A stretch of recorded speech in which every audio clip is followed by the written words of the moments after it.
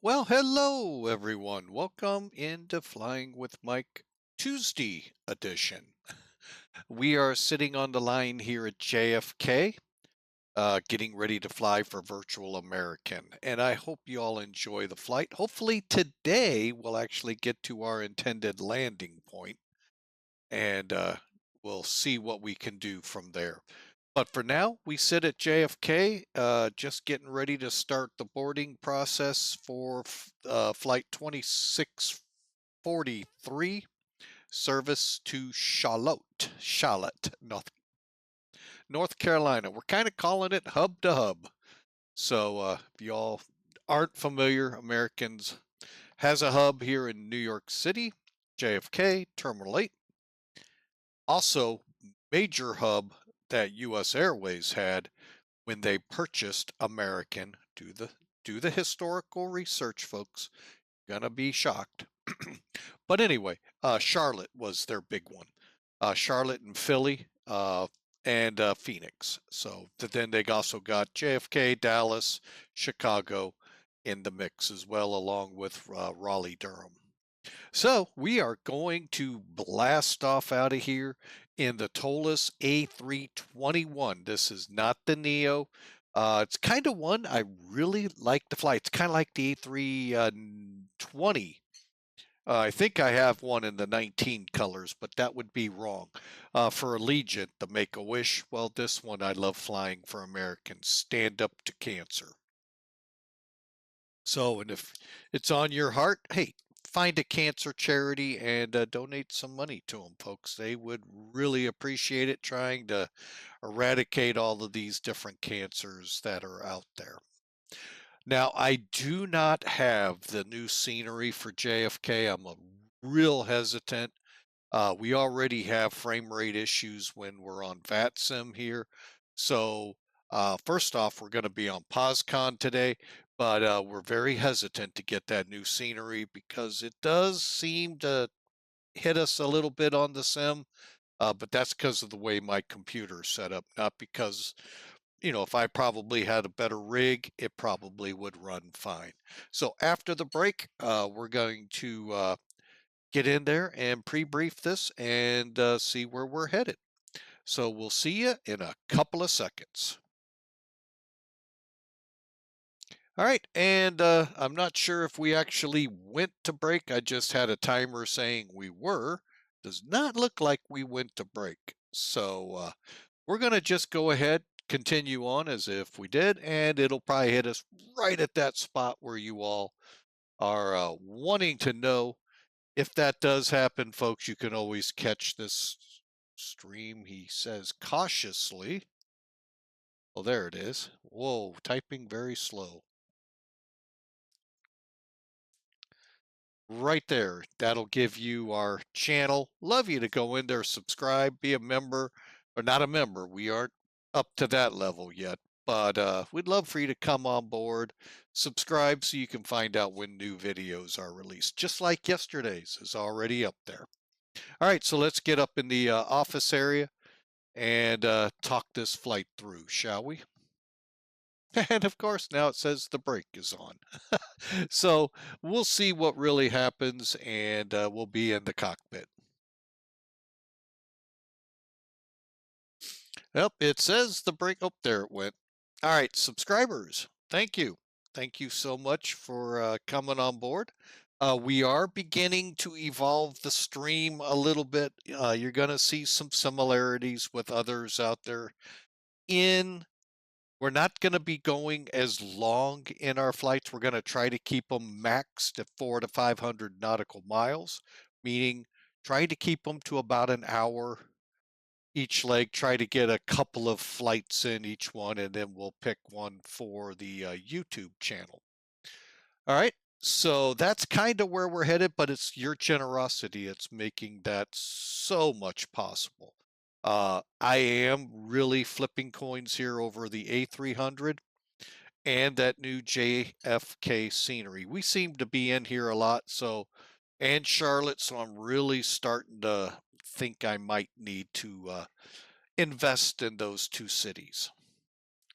So But anyway, I just wanted to say that. All right, well, we're going to be coming out of break here in just a couple seconds, but really, thank you, subscribers, again so much for being a part.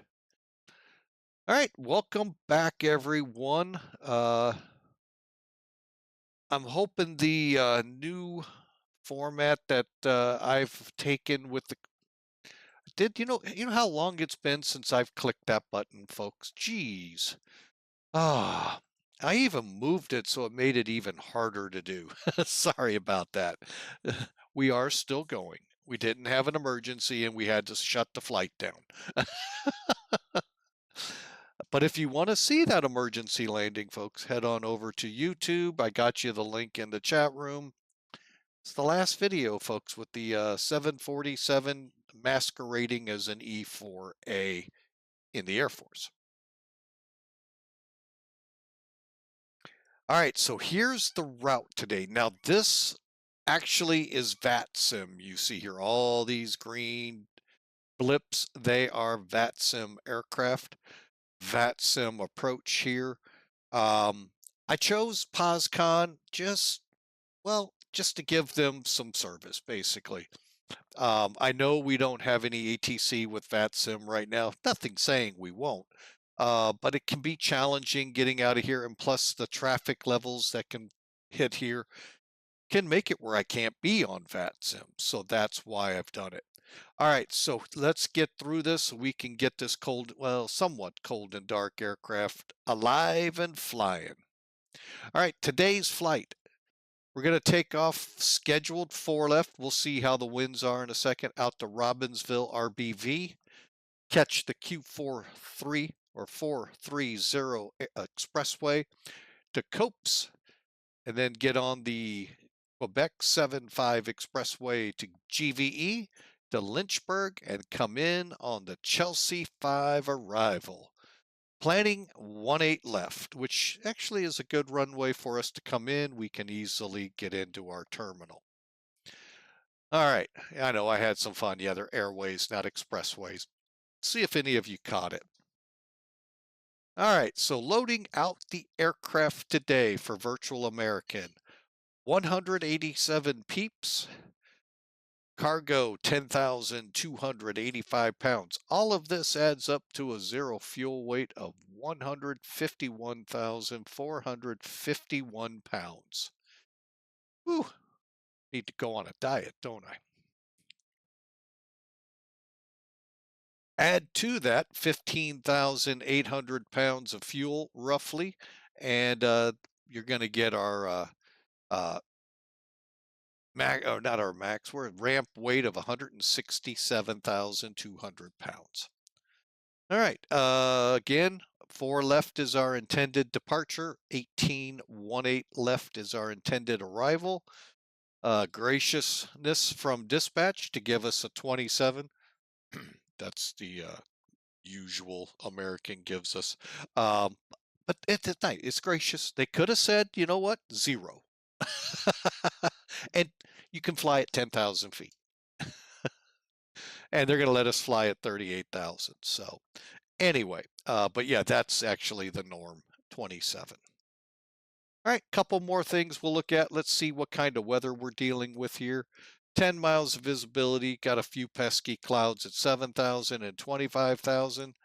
However, we got a brisk wind at 330, 14 knots, gusting to 19. So keep those toupees strapped on, folks. It's a breezy day here in the Apple. 21 degrees outside translates to about 70 degrees. So really, minus the wind, it's a beautiful day here in the Big Apple. Let me just see. Nope, it doesn't have the ATIS. Okay. Over in Charlottetown, winds are out of the southeast, 120 at a little bit of a puff, 4 knots. 10 miles visibility, and we got just a few pesky clouds to deal with at 20,000 feet, but we are going to pass through a broken layer, 25,000. Temperature 29 Celsius. It's a little balmy there, folks. Well, maybe not balmy. The dew point's kind of low, but 85, 84 degrees. Beautiful weather, beautiful flight ahead of us. All right, and finally, just some specifics on 4 left here. It is a 12,079-foot runway. There is a slope, very minuscule, but we do have one. And the density altitude reported is 147 feet. Now, that comes more into play, folks, when you're in places like Vegas, where the altitude can actually play on how much weight you're allowed for takeoff. So, and don't get me into, folks, I had a hard time understanding that through ground school 35, 40 years ago. So if I had a hard time then, I can only imagine what it'll be like now. Hopefully, I've learned a little. All right, so that is our flight for today. Trying to think. Let's go ahead, bring up NavGraph real quick. Let's clear this one out, which I thought I had. And in case you didn't know, you can import from SimBrief right into here. I just showed you. And then there's your flight. All right, let's get the ATIS now. Real world, this is what the real world's reporting for departure and arrival. Departing 4 left. Let's see, this is 22 minutes old, and we'll either have aircraft landing to our right or on top of us on 4 left. Now, that only happens in Tokyo, so hopefully not in JFK. And I'm sorry, that's very bad humor. I shouldn't have ever said it. My apologies, folks. Very bad taste there. Um, so it looks like 4 left's a good choice. I'm kind of shocked with that wind. They're not using the three zeros. Interesting. Oh well, we'll go with what they tell us. And then Charlotte at this moment is arriving. Let's see, which one are we on? Here we go. Let's see, approach in use, simulated approach or simultaneous approaches. 18 left, 18 center, 18 right. So all the 18s are in use. 18 left is the best for us, and nothing telling us of any visuals. Okay, so they're expecting you to fly a visual. Okay. All right, so there you go, folks. There's our pre-brief, and real quick at JFK so you can get an idea of what we're going to do. We're going to push back, face westerly, come out north in November Charlie. I'm not sure the exact routing we will take, but we'll take Alpha all the way around to Kilo, crossover 3113, left and right, and on down to Kilo 1. Last off here, 12,000 foot runway as we've already established. All right, and there are really no departures for us. They say 3 here, so let's just look to see. One way up here, the DES. Of course, the JFK is always available. We'll go ahead and take a look at it. Coming off our runway, we're just going to turn basically to a 099, do some vectors, and then eventually head for Robinsonville, VOR. Okay. All right, so let's go ahead and pull that away. Get rid of Sim Toolkit, and now let's get into getting this plane going. Folks, there's a great checklist that comes with it. I also did a search, Toliss A321, X-Plane 12, and got a great checklist. Highly recommend using them, especially if you don't fly the same plane every day. If you're like me and, yesterday we were in the 747, a couple days ago, 737. Oh yeah, we did an A321 about a week ago. It's good to have this right in front of you. So, all right, so I'm going to start in on the checklist. You guys can just follow along. So, and again, welcome aboard Flying with Mike. We thank you for being here, and I hope you enjoy the run to um, Charlotte. All right, so we got the flight plan to load. Let's get this plane starting to load, shall we? Okay. First up is the fuel. Today's fuel load is 15,700. Not a lot of fuel to add, folks. Let's just go with that. It isn't going to take long for it to load. Let's pop outside. While there comes the fuel truck. This is one then right through the gotta love flight sim AI traffic. Right through the loader. We'll just sit here because that's about, well, it could take a while. But anyway, all of these animated pieces here, folks, are, I'm going to say, very high detail. And it's really not as bad a frame rate hit as you think. Your stabilize feet come down. As you saw, they drive in. They extend the arms here. Doors will open. Very well done. There goes the fuel truck. Told you it wouldn't take long. And if we have to use the air stair, same thing. Feet go down and it adjusts to the airplane. Really well done. Highly recommend this airplane, folks. I recommend anything that has the name Toliss on it. You can get your grubby paws on it right there. Maybe a little soap on your hands first before you get it. But hey, that's, to each their own.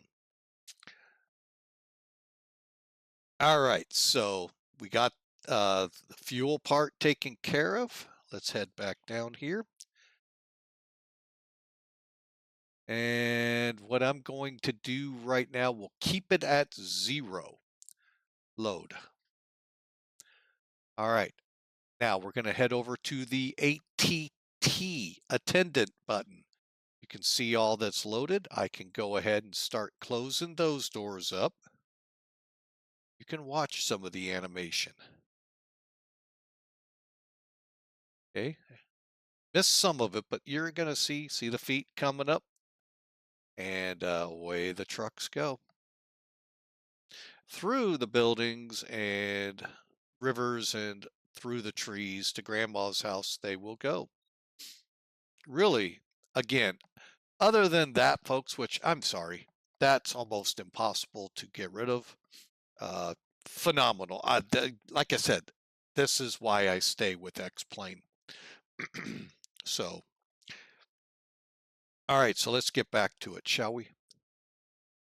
All right, so we got rid of those. We're starting to get the plane ready to go. We planned 187 people.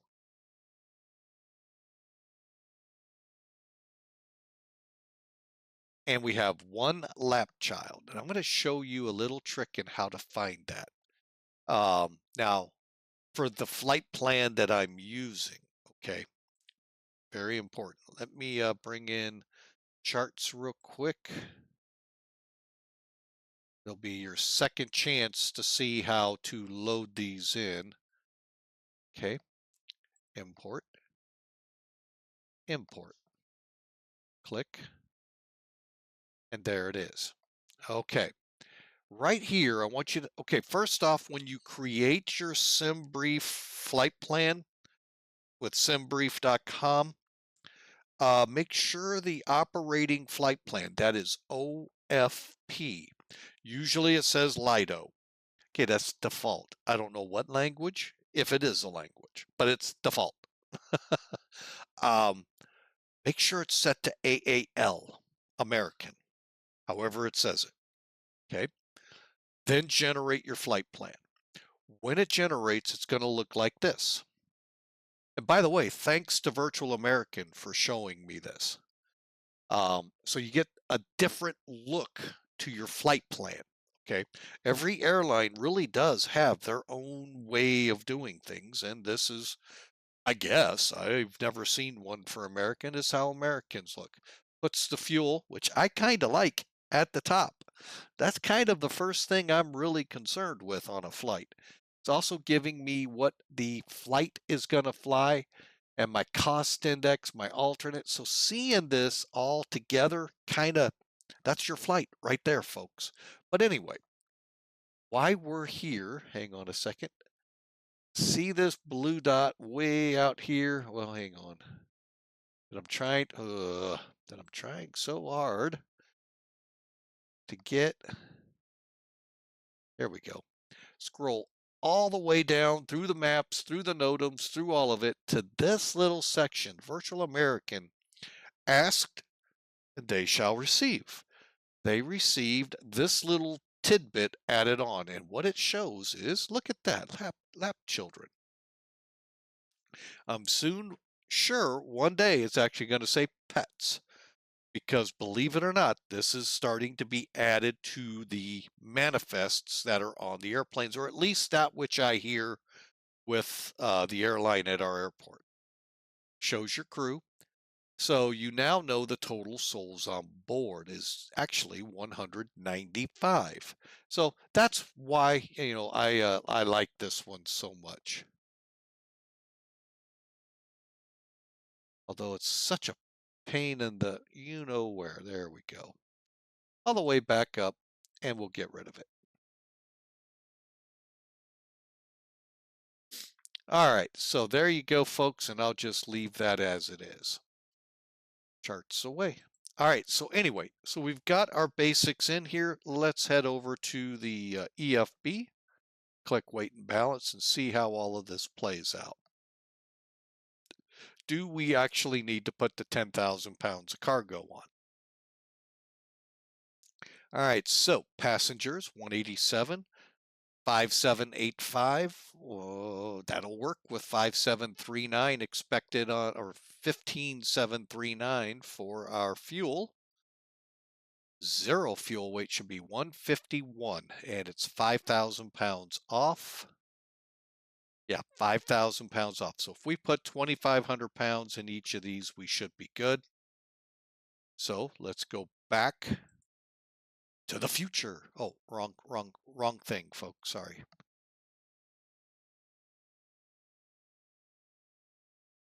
Okay, there's fuel. All right, so 2,500 pounds in each of these, or as close as we can get.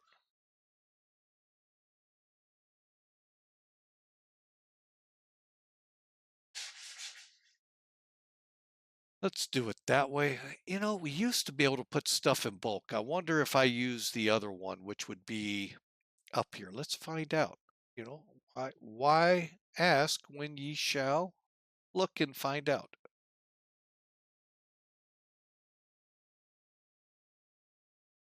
And that would be negative, Ghost Rider. The pattern is full. All right, so that's what we'll have to go with. Ah, they got rid of it. Okay, we said 2.6 here. And load. We're going to be as close as we're going to get, folks, without being too much over. Reset to current. And we're at 151,563, and we're looking for 151,451. Folks, we're little over 100 pounds over. I'm okay with that. We can't set these numbers any better. All right, so we are loaded, and now the fun begins. All right.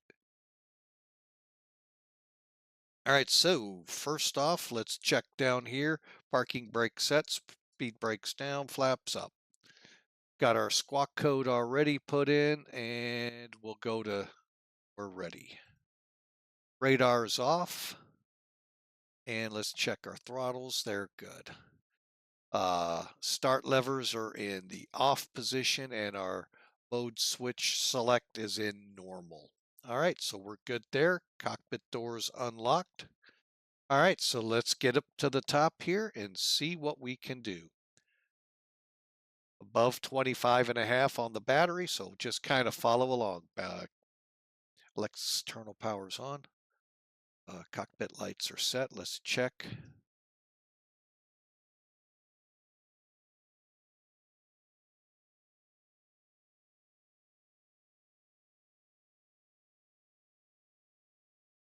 Okay. Basically, what I'm making sure is all the light bulbs are working, including the one behind the wheel. Oh, wait, there's a stick in this aircraft. All right, cockpit lights are all set. ADR's coming on. On bat.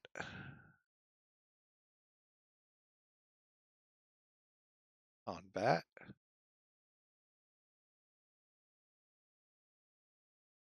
And don't ask me why airline or airplane manufacturers can't number things correctly. Sure, there's a reason, but I don't know why.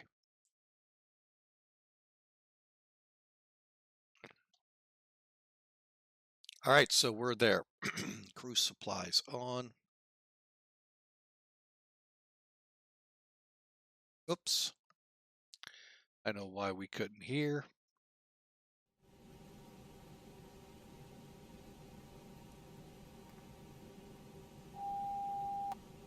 Okay, APU. Go ahead and start.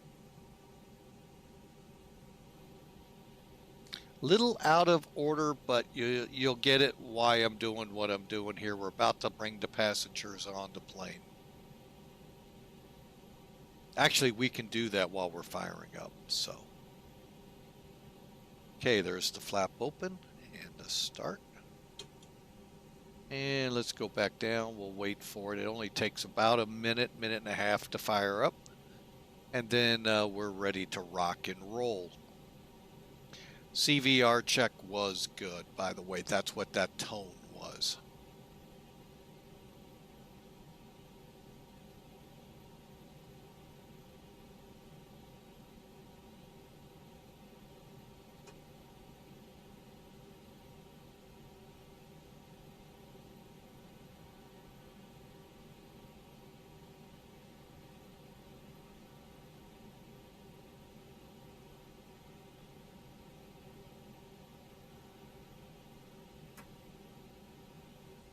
All right, we got the APU fired up.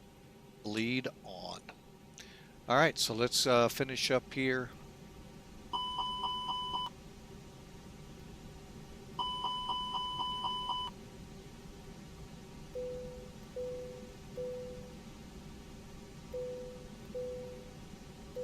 Okay, everything works there. All right, here we go. Okay, cruise supplies on. Strobe lights, auto. Nav lights 1. All the rest are off. Seatbelts on. Lights are off for the dome. Working our way up.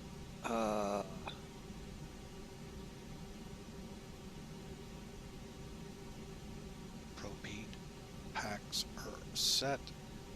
They're good. On. And here we go.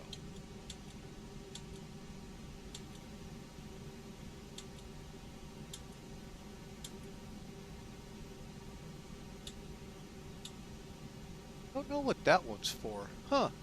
A321 pilots out there calling on you. What does this one do? That's not on the 319 or 320. Okay, engines are set, cross feed's good, ventilation good, everything's good. All right, real quick, 3 green, brake mode's good, not set yet down, and we're ready for the McDo. Okay, 18 April, folks, in 2 days we'll be updating our nav datas. Just a heads up to you. Hey, Line TV, welcome aboard. Thanks for the first time chat. Thanks for the good wishes on a good flight. Welcome aboard. Hope you enjoy. Oh, wrong one. Here we go. Missed request. And just waiting. Couple of seconds, it'll be in there. One more.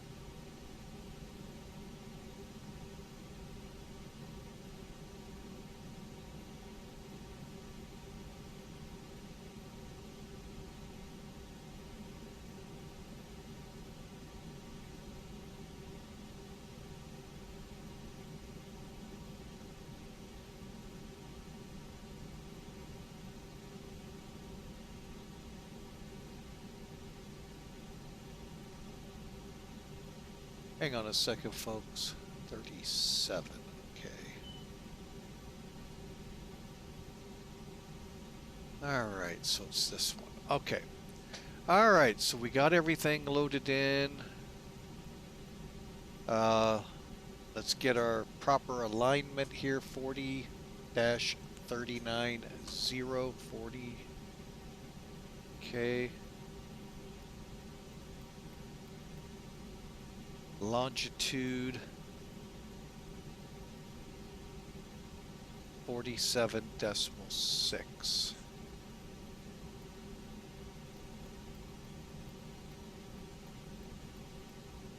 Okay, so looking at it again, 4039.07347.6. Cool. All right, so that's what the IRS will align on. It basically is for gates 37 through 42. So it's pulling that airport reference point now right over us. So it's aligning on those 5 gates. Okay, we'll also get our wind while we're here. Okay.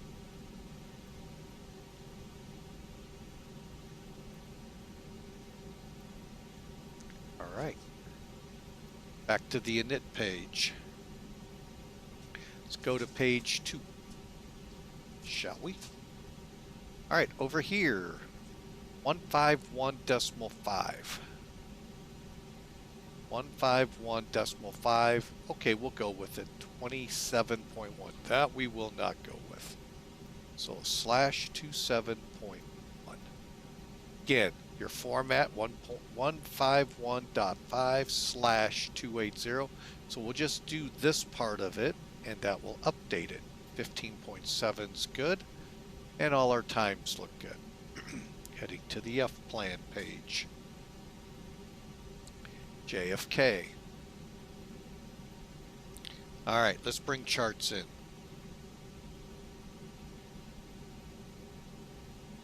Reason I like to do this.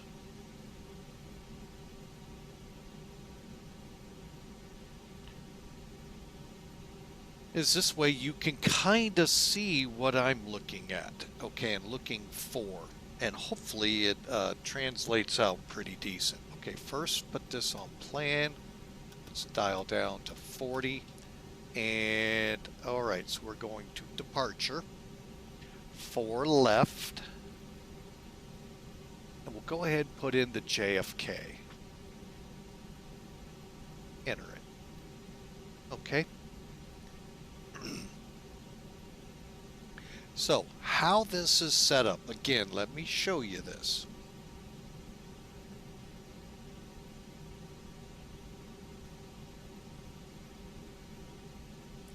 All right, I just wanted to put it down below so it's easier for me to pull up. Okay, so basically what it is, it's put in that we'll fly heading 99. It's on takeoff, turn, well, let's just read it up here, okay? 4 left climb. Right turn 099, top altitude 5,000.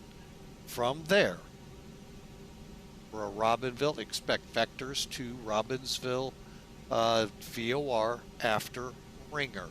So first off, you're going to go to Ringer. And then there.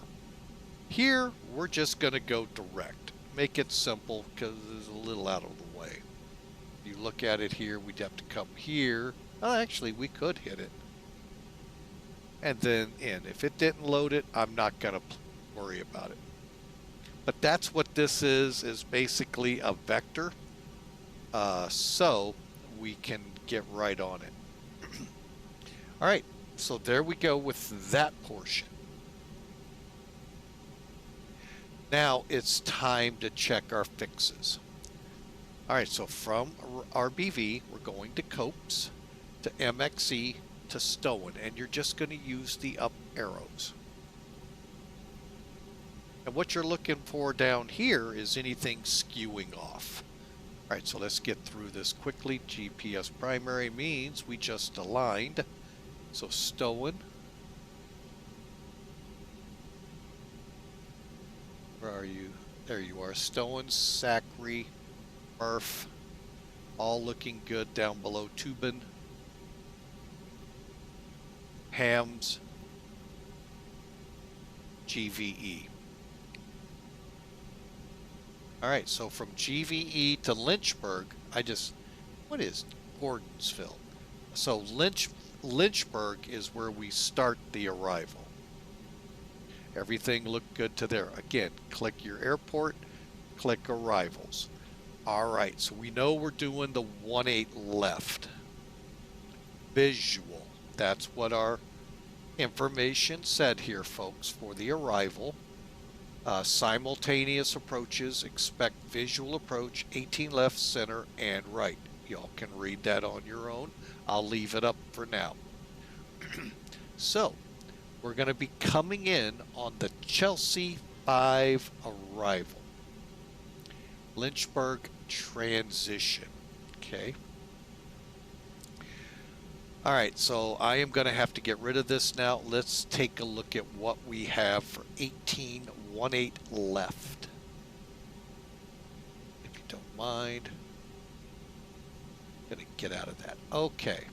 So, let's look at Chelsea real quick, especially right here. So we're going to be coming off at Slopo, it looks like, to Nudu over to Heels, if I'm reading this right. Yep. And then from here, we're going to probably just head over to Cavi and do either the RNAV or 18 left. Since I didn't see any NOTAMs precluding us using it, we're just going to shoot the ILS. However, I like looking at them. What the heck? Let's do the RNAV. What the heck? Cavi. Now, what all that did here, folks, this is just an extra little bit on your monthly subscription already to keep your FMCs up to date. And now we're able to keep our SIM up to date with Airways through nav data. I think there's another one out there that the other SIM uses primary, but nav data is available for it. But yeah, you can do that, folks. And if you add just a little bit to your monthly subscription, you get the world of charts with NavGraph charts. And then you can use this here. You also have a neat writing thing, so if you got notes, you could put it on here and so forth. It's kind of hard to type, but they may be fixing that. But this is the RNAV, so let's look for that. RNAV. What are we on? Yankee.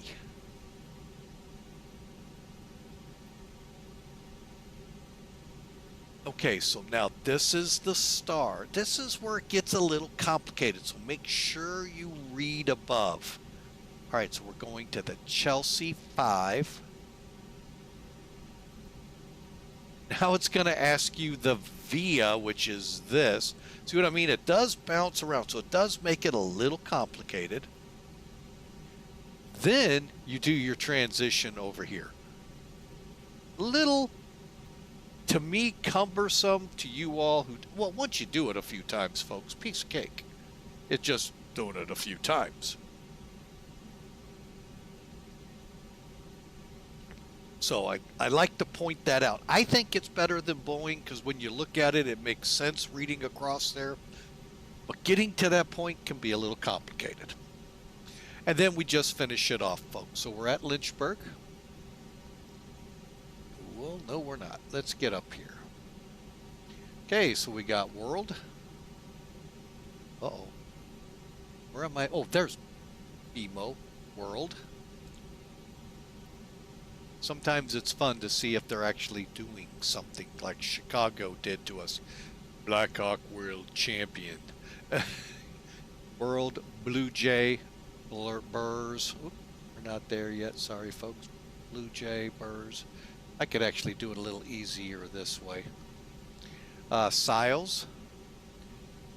Okay, above 22, then dent. And again, you're just looking down below to make sure things are tracking right. Dent, boots, Chelsea. Chelsea is 250 between 13 and 22,000. Chris, and then we get into that little jog that you see on the chart here, over to no do, and then over to heels. See how it changes? I don't know why, but it does. That's what they want you to do. Okay, now we're to, again, one of those vectors. I go ahead and close it. So what I'm going to do is hit clear. I think I got to clear manual first. Then clear this. And now they're all in line. So then we end up on, wait a minute, RNAV. So Cavy, Snake, Gilge, Hewwood, Eagle, Semog, runway. Pretty cool. All right, that'll work. All right, so let's insert. And that got rid of that long running line there. And now we continue. We start into the blue, which is our missed approach out to Locust. And then from there, after we get to Locust here, we have to decide, do we go back, do we not? In case we have to divert, we have our routing. We could put in from Charlotte, this departure, to Lils, to Etby, to the arrival, to Raleigh-Durham. So it's already in there. I'm not going to mess with that. That takes a little bit too much time. So we're going to call it finitoed. Go back to ARC, and I'm going to dial it down to 20. All right, so there we are. The flight plan is done. Next step in here is the RADNAV page. Very quick look. Okay, IHQ will bring us back. Okay, if we need it. And then we go to the unperf page. Bear with me a second. I want to get things lined up for in-flight. All right, perf page. Couple of things we can do here. Now, I do take a little bit of time here. One, make sure we got the proper weather. And I'm going to do this so you can see this here, so bear with me. I'm going to get rid of charts. All right, and I'm also going to zero in on JFK. There we go. And let's see how close we are on the weather. A 12-knot crosswind. Ooh. All right, so JFK is currently 330 at 14 gusts to 19.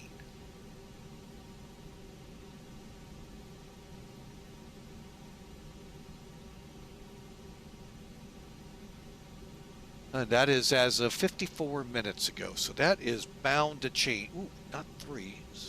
There we go. Outside air temperature now 21. I wish we could find out what we were at here. And the altimeter 30, 12. Dry and dry, anti-ice. Yeah, we'll keep the anti-ice off. And then once you have how you want the plane set up, you could do a couple checks here, as I like to call it.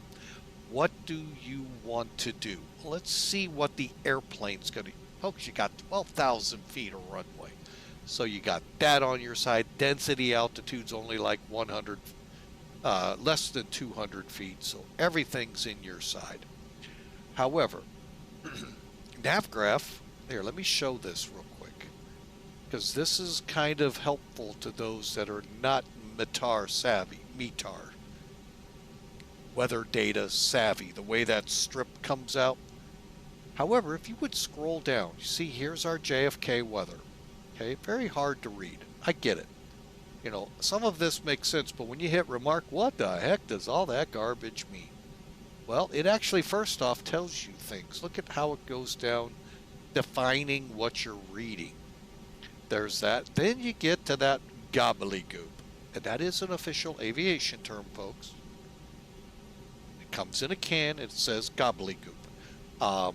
Automated station with a precipitation discriminator, peak wind of this from this at this time. So you can at least read through here and see if any of it pertains, especially when you see like LTG, I think it is, for lightning. You guys can hammer me in the chat saying you don't know your codes. That's fine. I can figure it out when I see it in the gobbledygook.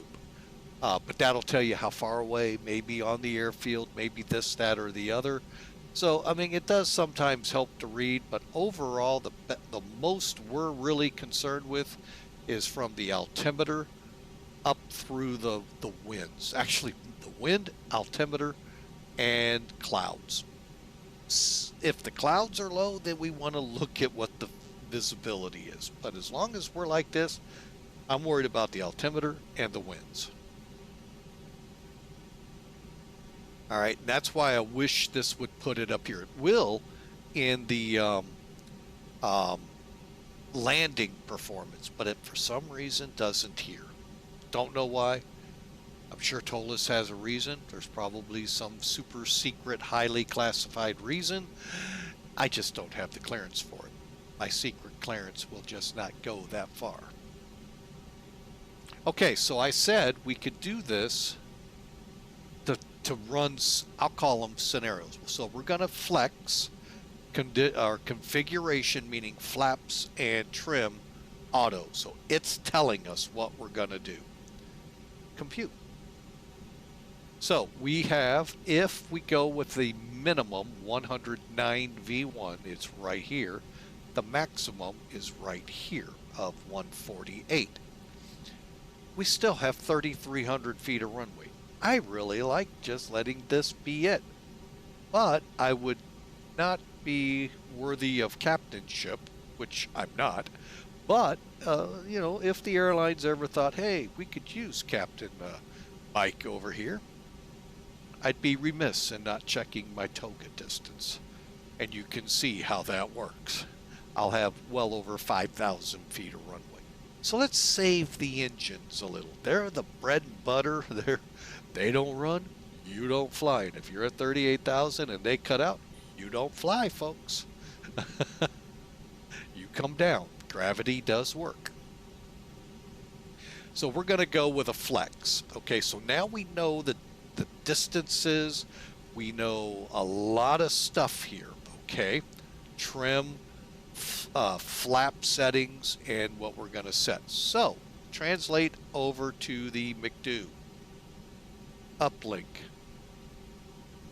Correct this as needed. 30.12. That's your altimeter. Wind 330 at 19 unless it's already changed. Well, Charlotte will not help us here. It's now 1 hour old, so guess what? We'll go with it. 330. And I'm hearing now of a way to incorporate that gust. Oh, wait, I put the wrong number in here, folks. Stand by. It's 4. Recompute. Okay. That you can incorporate that additional 5-knot gust in here. I just don't understand, or don't, you know, I haven't read up on it enough to get it. Uh-oh. All right, hang on.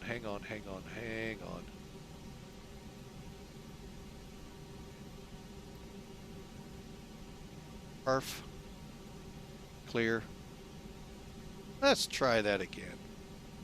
All right, so 330 diagonal 14. Is that correct? Yes. Temperature 20. Are we good to go with that? Yeah, 1 degree ain't gonna, hopefully won't kill us. We're set for flaps 1. And it's calling us to be up 0.3. So you could actually put that in here. Up 0.3.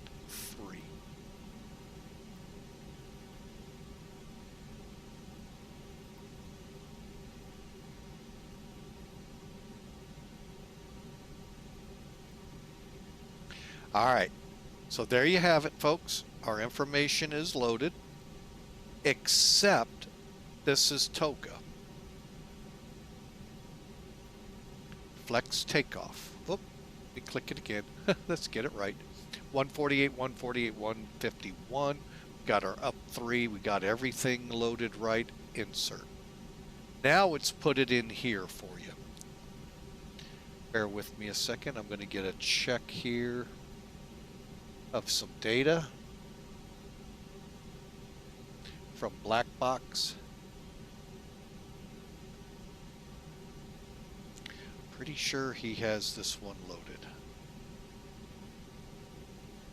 All right, so our thrust reductions and acceleration are 1,020, diagonal 1,020, and our engine out for 4 left is 1,520. I do not know how to do the calculations, but he's got a site here, and I'm going to give you the link as soon as I make sure I got the, yeah, I do have it in my mind right. I am using the X52 Pro. Does work well for the Airbus. My only problem with it, I'm sorry I didn't catch that earlier, Rideland TV. I can't get the radio to show up. Every driver I look for to download for it never gives that option that it says I'm supposed to see. So I don't know why, unless they jip me and it's really not X52. I doubt that one. But anyway, if you go to this site, folks, let me get back on track here. He can help you. If you're in Europe, check the site. He can get you these numbers to just refine your takeoff data just that much more. Limited in the US, but there is an icon to click on that says list, and you can see all the airports he has available. It gives you quite a bit of information. So great site to go to. By the way, a great streamer to check out. He is a real world pilot. I think he's 787 now rated as well as Airbus. So he may no longer be Airbus. I don't know how for his airline that would work. But great pilot. V1 Sim has also helped us out a lot too. So 2 real world bus drivers. The one has gone on to the 787. I believe. I don't think it was the A350.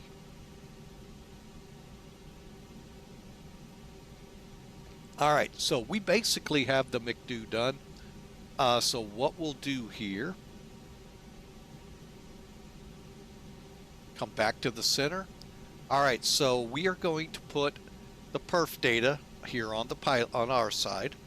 Over here, after we clear and lower this slightly, we're going to put the flight plan over here. So that way, when we're told go direct, we go direct. We can do it real quick from right here. All right, and with that, folks, I am going to drop down here and remove our baggage carts. Baggage loaders, I should say.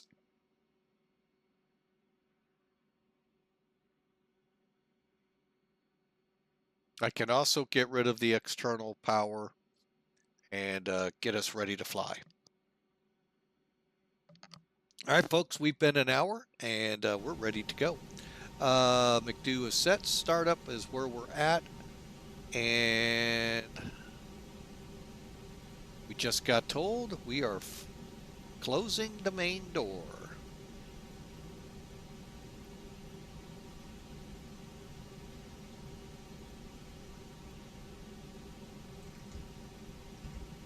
All right.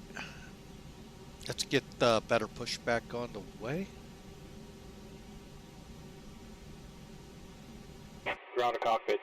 show me where you want to go.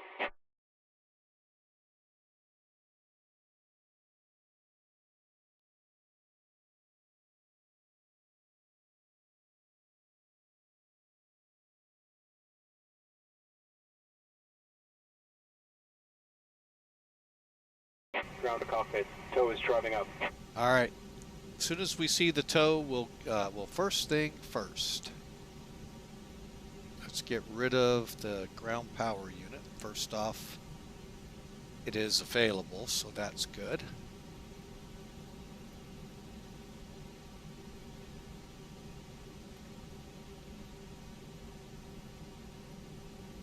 All right, now we'll kick away the chocks.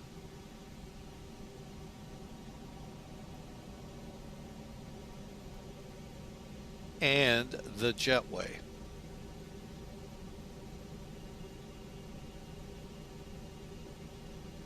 All right, with all of that, folks, we are ready for pushback. Cockpit lights as recorded, beacon lights coming on after we start up. Okay, all doors and hatches are closed. Ready to connect. Get on here with Virtual American. They thought I forgot. All right, we're on POSCON and starting the flight.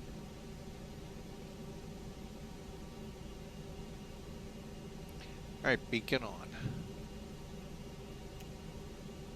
Seatbelts are on. Fuel pumps, let's get those guys on. They're already on. Okay, pushback clearance. And we'll go to ignition here as soon as we start.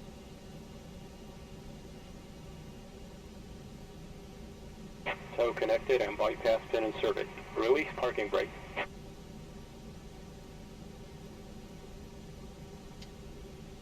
Okay, here we go. Starting pushback, and you may start engines. You're gonna find that the Airbuses, folks, are pretty automated. We'll get ourselves pushed back a little ways, and then we'll start cranking some engines. It's pretty simple. So, but I hope you enjoy. I love Toliss, great aircraft. Again, here's how you can get your paws on it. And there is a Neo version to it as well. Little bit extra money. Really nice airplane too. But anyway, there's, they're all there. You can get them.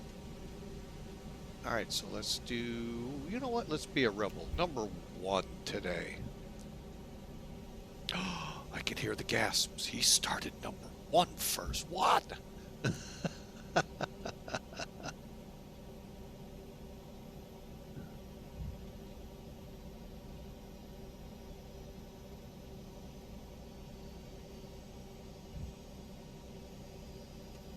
How dare he do that?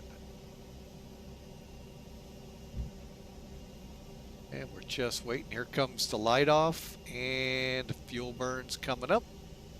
So is N2. EGTs are coming up.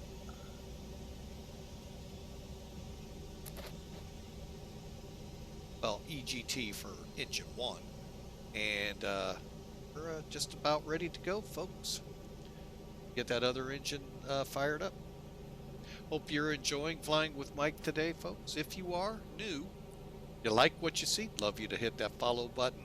Love to have you aboard future flights. Operation complete. Set parking brake. All right, here we go. Disconnecting tow. Stand by. See how we're doing here.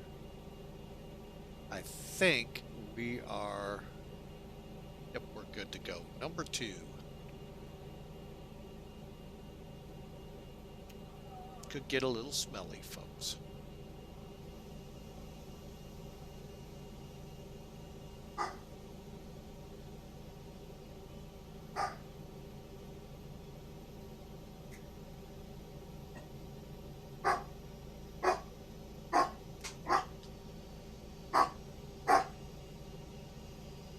And that's the mascot in the background trying to wake everybody up.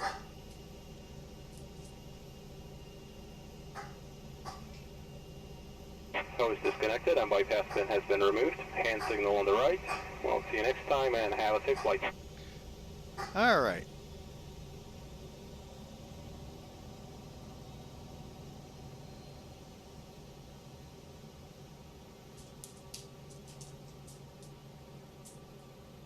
Oh, the little one snuck out of here. Amazing. 2-week-old snuck out of my office. All right, so you got the avail. Let's start the clock and let's get this thing going. All right, so parking brake set, engine mode back to normal, and a couple of other little things, and we'll be ready to go. APU can go off. Start with the bleed.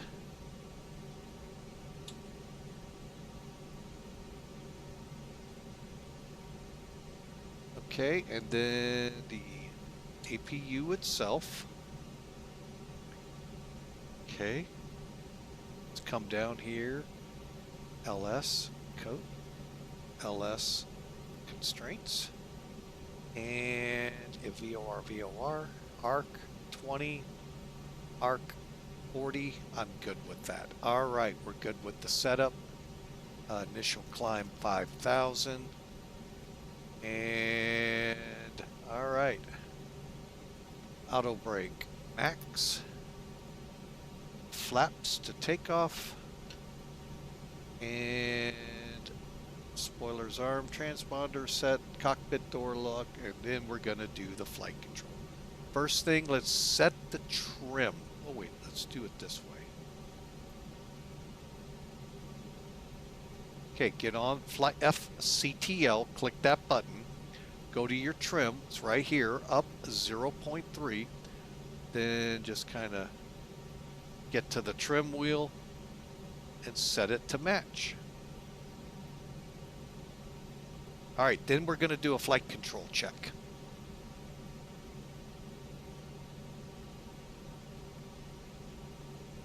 You could do this while taxiing. But if there's a problem, you got to taxi back. You got your gate that you just left right in front of you. But follow your airline procedures.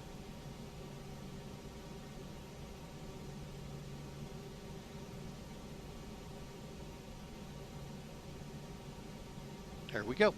Okay, oh, and let me just go ahead and run it around a couple times. Okay.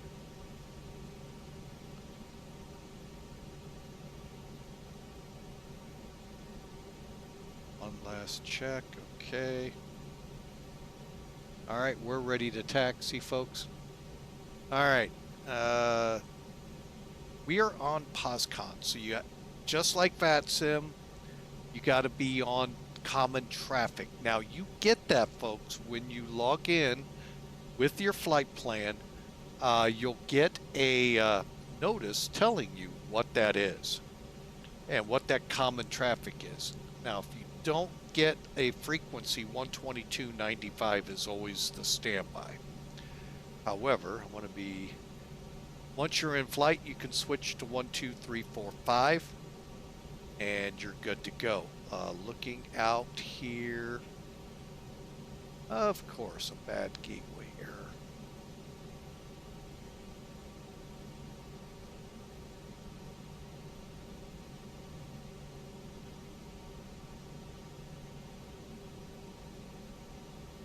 Been getting them quite a bit. I don't know if that's my end, their end, whatever end.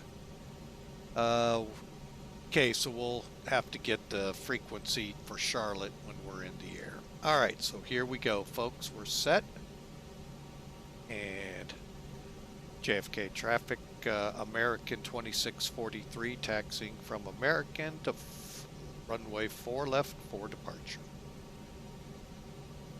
And no, I'm not going to tell them all my runways. If they can't find an Airbus taxiing, that's a problem. All right. Here we go, folks. We're on our way to Charlotte.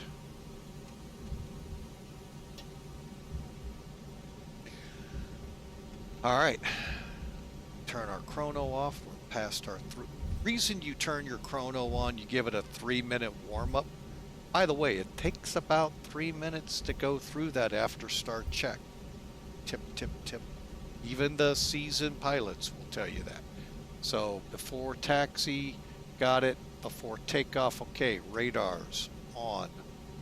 Here, you may actually have to move. Yep.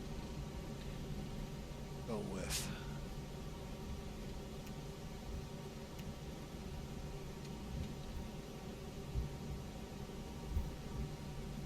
Okay, here's November Charlie. And we're coming up to Alpha. I think I'm going to go ahead and go through to Bravo. Okay, weather radars are on, rudder trim, reset.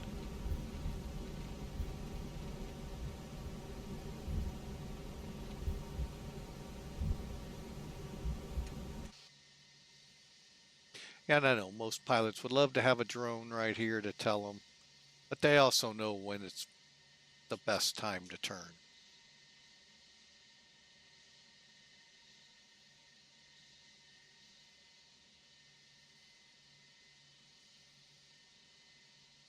I really hope, and I can't say this until I actually decide to pull the trigger on it, folks, but I really hope the JFK traffic actually makes these bridges work. I mean, I've seen this company's work with Philly and St. Louis. Oh my goodness. That's all I gotta say, folks. Oh my goodness. So I really hope they do, because I really hate that it's all flat, because these are elevated and it's pretty cool to see. And we're getting hit by semi after semi. So I really do hope, and I think I'm getting closer and closer with how many times I've been in and out of JFK here of late of actually pulling the trigger on it. The Airbus 300, oh, that one's still a lot of money.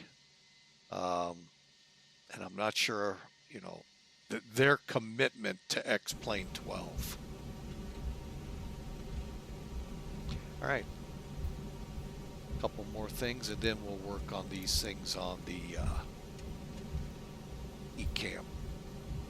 ACAM, ECAM, who knows? Okay, takeoff briefing's been performed. We know we're going to turn to a heading of 099 and fly that while we get vectored to Robbinsville, RBV.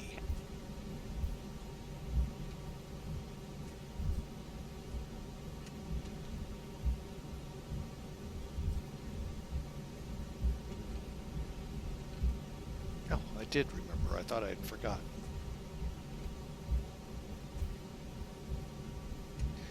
So again, welcome aboard, folks. Hope you enjoy POSCON. You're not going to hear much ATC here or aircraft chatter. That's another nice feature for streamers.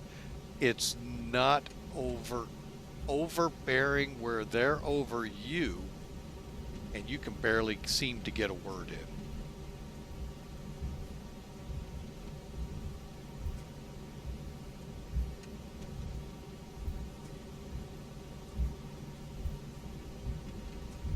All right, so let's look at it. So let's get the cabin notified.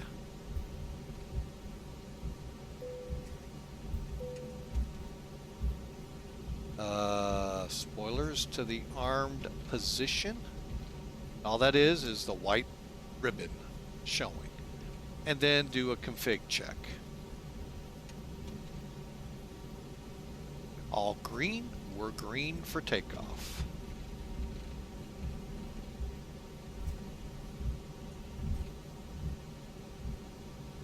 Off to our left here, folks.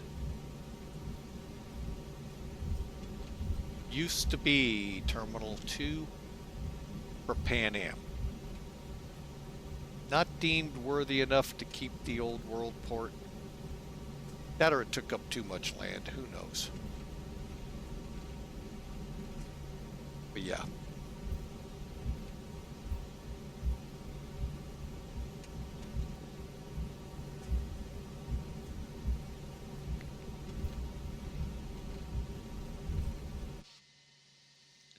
And again, folks, you can see we're flying the stand-up to cancer aircraft that American has out there.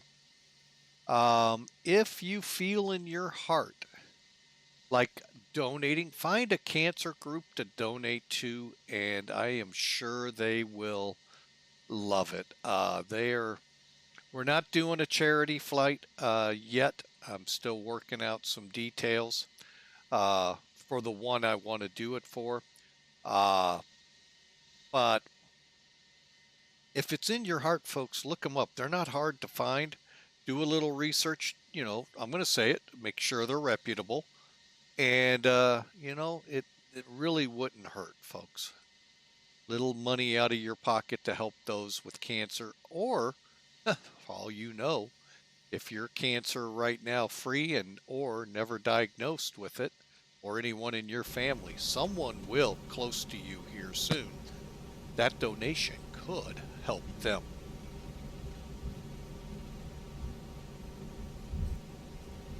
And or you. So think about it, folks.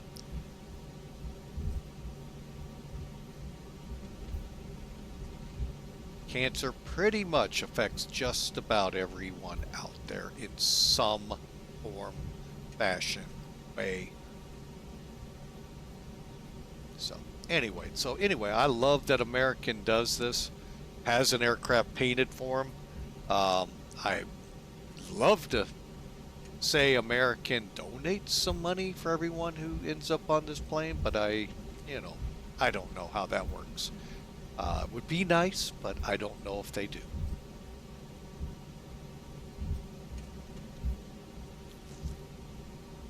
Hopefully it's not the other way around, that they're making them pay them for it to be on the side of the airplane. That would be sad.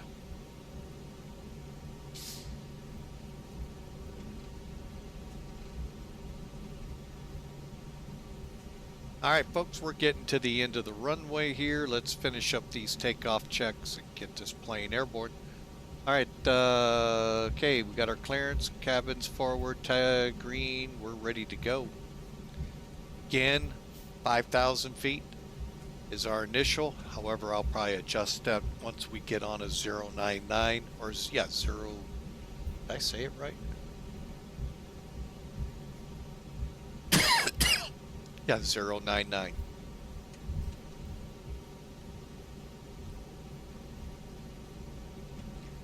JFK traffic, American 2643, departing 4 left.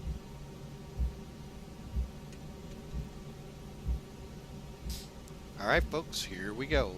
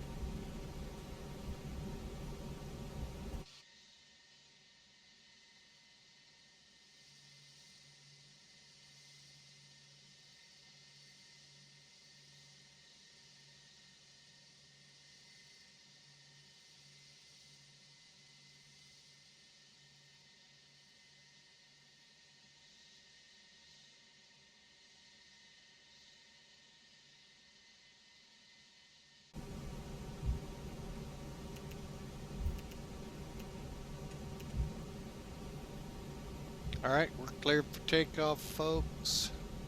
We're again flexing 63 degrees, so we'll only go up to the flex notch.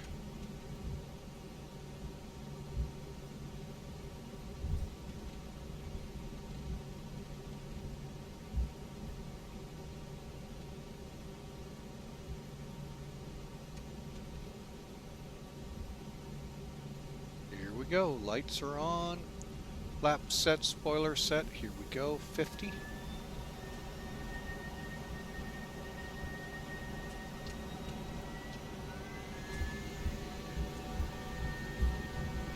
Little down push to the stick.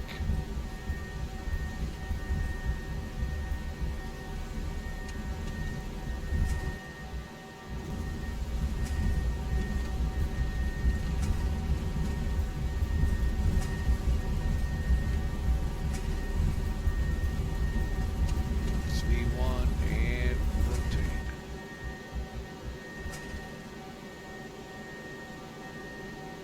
Positive rate, gear up.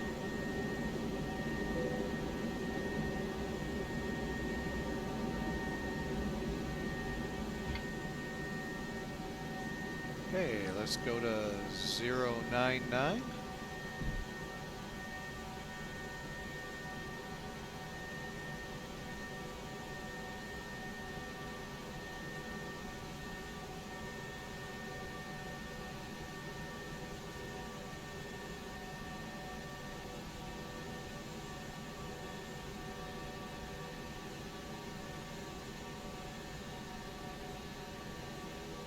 Okay, and let's take her up to 38.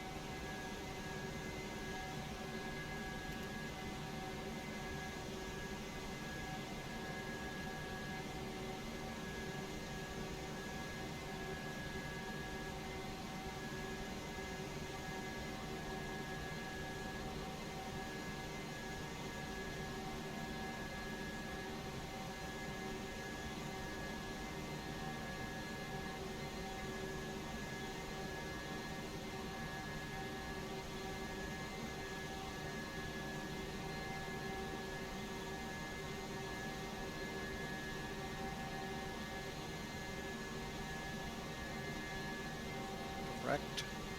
RBV, execute.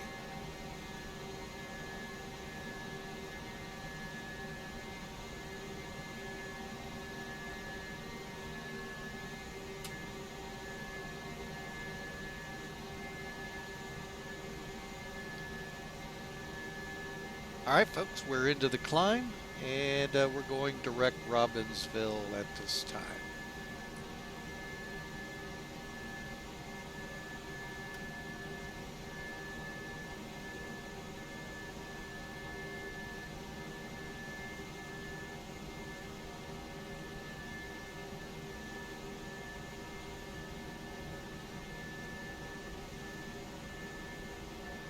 Welcome to JFK, folks. Look at it out in the distance as we're climbing up, just past S speed, so flaps up. And we're on our way, folks. After takeoff checks, gear spoilers can be disarmed. And flaps are up. And we're in level thrust lever climb. Nose light can come off. Well, I'll keep it on for now. Turn them all off at 10,000.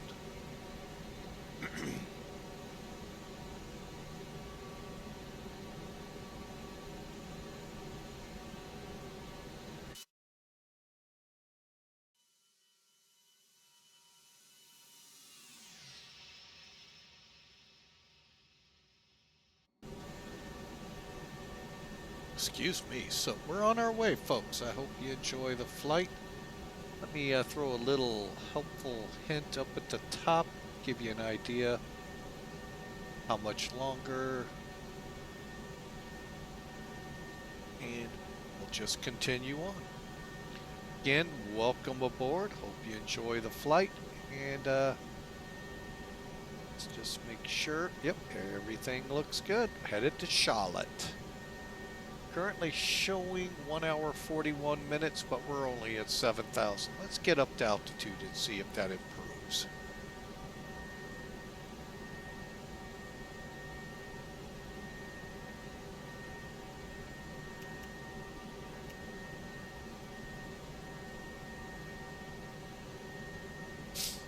So thank you for being a part of Flying with Mike today, folks. We sure appreciate you as we continue on to Charlotte. RBV is approximately 30 miles ahead of us. Okay, we're coming up on 10,000, lights off.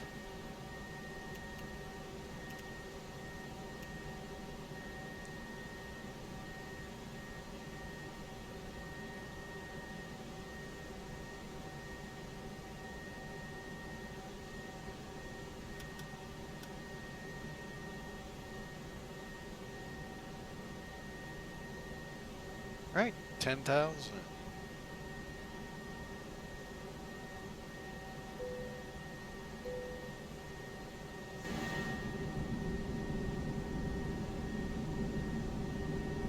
See what the city looks like out the other side. I can't really see.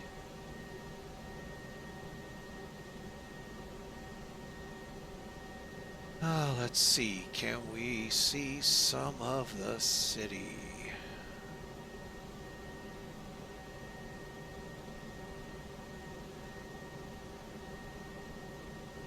Not really. Kind of tough. All right. We'll continue our climb. But I hope you enjoyed, folks, and sit back, relax. Went from an hour and 40 to an hour and 20 in maybe 2 minutes. But just realize coming down, we're going to kind of see the same things. So, but again, thanks for flying with Mike today. Thanks for being a part. More than welcome to come on POSCON. Join us as we head for Charlotte.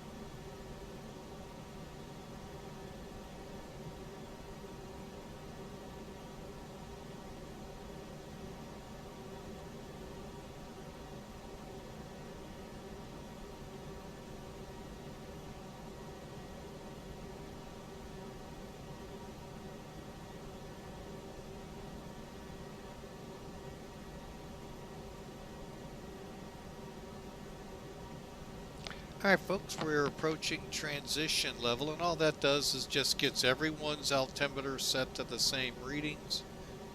Just a way to help ATC as best I understand it.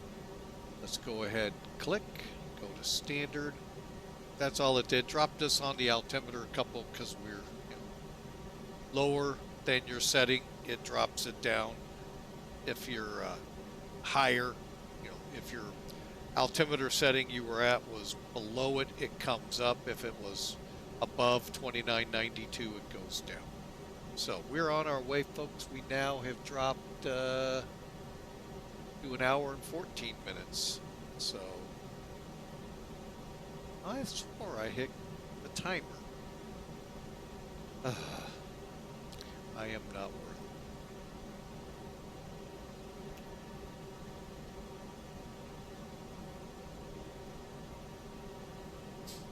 not worthy, folks. I'm sorry about that. All right, we're on our way. At about 25 or so thousand feet, I'll turn off the wing lights, especially if it was at night, so it's just not glaring in on them, so they can get a little sleep to help out the flight attendants back there. But again, we're hub to hub. We just departed the JFK hub en route to one of the big hubs for American at Charlotte. So, hope you enjoy. Feel free to chat away in the chat room, folks. Love to hear what's on your mind. And you know what, for this flight, as long as we keep things pretty civil and understand younger ears could be listening in, just getting some ideas here. Manchester to Jersey. Where is that flight? May have to look at that. But just realize the younger ears could be listening and be respectful. Be respectful to everybody. I'm not turning this on so you can just lambaste everyone, but Discord channel is open for you to join us, and we can chat via voice that way. Here's a link to the invite. Any questions or comments? I'd love to hear what's on your mind.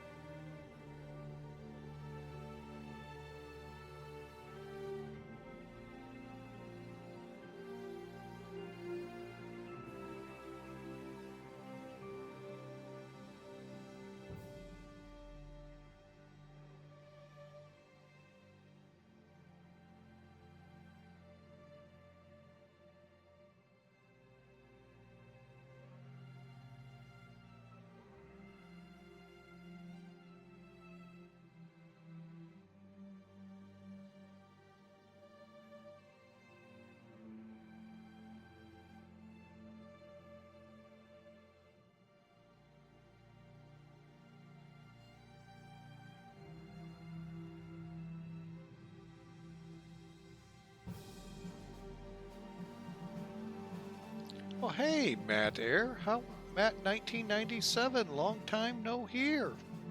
Welcome aboard. We're going hub to hub today. JFK to Charlotte with American Virtual, or Virtual American, however they say their name.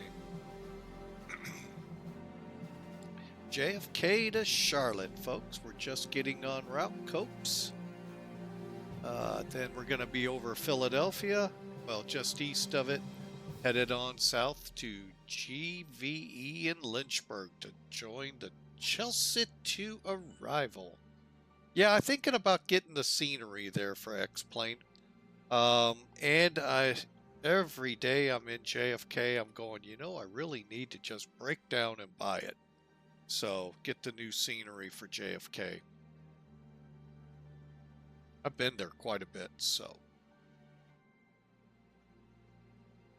Welcome in, sir. Welcome everybody. Glad to have you aboard. What is this? With Planet of the Apes again? I'm looking at the commercials that are running, folks. And I know those that are seeing maybe the same one. Is this like Planet of the Apes? Kingdom.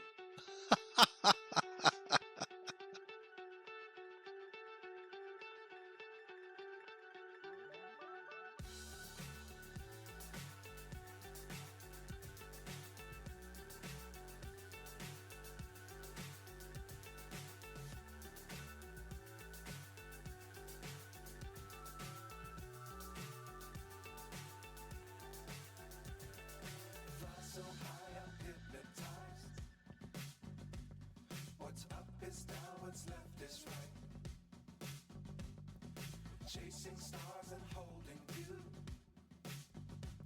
I can't see the end, but we'll see it through.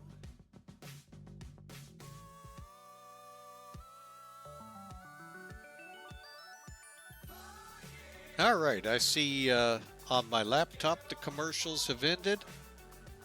Hopefully you're back with us. Ah, good deal. Yeah, I'm thinking about getting the scenery. I'm getting more and more tempted to buy JFK's new X-Plane 12 scenery and 11, as well as Charlotte's.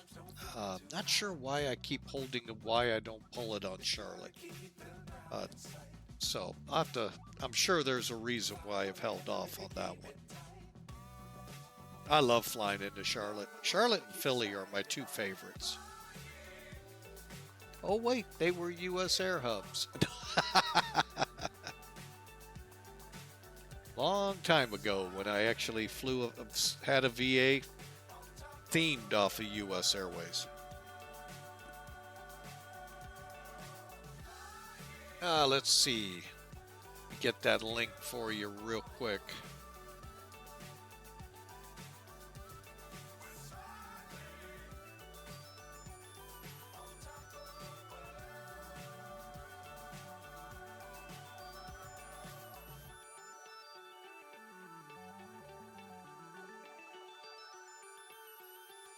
Okay, that is not it. Ah, here it is. Pearl Sim is who's made it. Oh, it's actually on sale right now. Oh. All right, Matt, here is the one for Charlotte. And for those of you interested out there. Well, actually, Matt, you do know the tale of U.S. Airways and America West, correct? Every time you see an American Airlines airplane in the air, realize U.S. Airways bought out American Airlines. Yeah, I do miss the colors myself. I wish they'd have stuck more with them. But I get it. The world knows American Airlines, not U.S. Airways as much.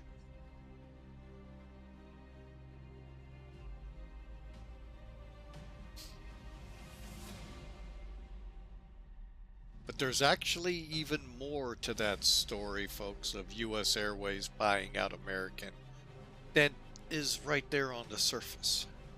I'll let you all, I told you all, bookworms and those of you that love research, learn something, as a TV show used to say.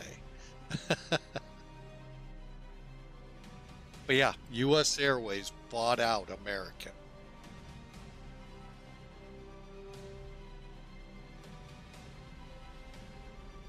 But kept the name American.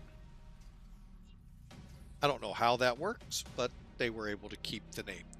And we're about 2,000 feet from top of climb, folks.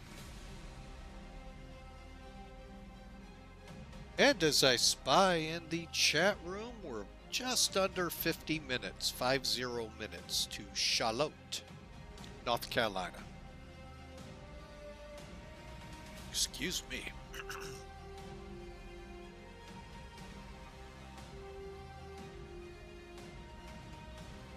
Yeah, I know. That disappoints a lot of people to find out that American Airlines was actually bought by U.S. Airways. U.S. Airways was, well, no, I'm going to let you all figure that one out. Giving away just enough for you to really figure all of this out. Welcome to figuring out how airlines of today are. A lot of buyouts and mergers occurred in the late 90s, early 2000s.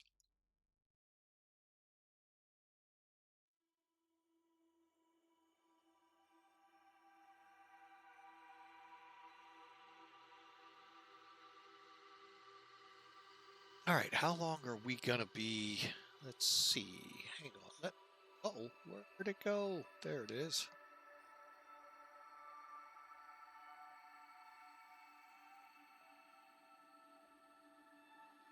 All right, so once we get on the Chelsea, MERS is gonna be our first restriction. We got to be above 24,000. Up below 27. Skiles above 22, Dent above 16. Okay, cool. Pretty good setup here. So, and if nobody puts anything in the chat about the whole American Airlines deals, well, we'll help you out a little. But yeah, that scenery, and where's my screen again? There it is. How'd I do? Whoa, how'd I do that? Well, I don't want that up.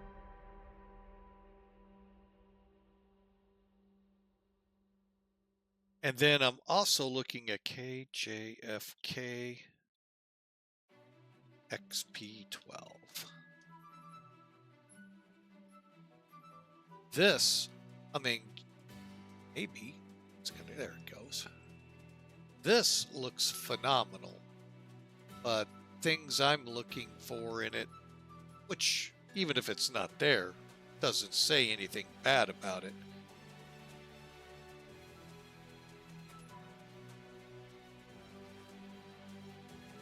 You talking about the all blue body with, was it a white belly on it or something like that?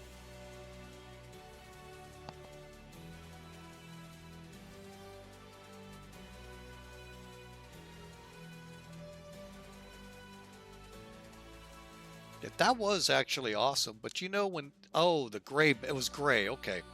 I couldn't remember, it's been well, actually I have a couple of them. Yeah, that was neat, but you know when they got into that white with the US Air tail, that wasn't bad.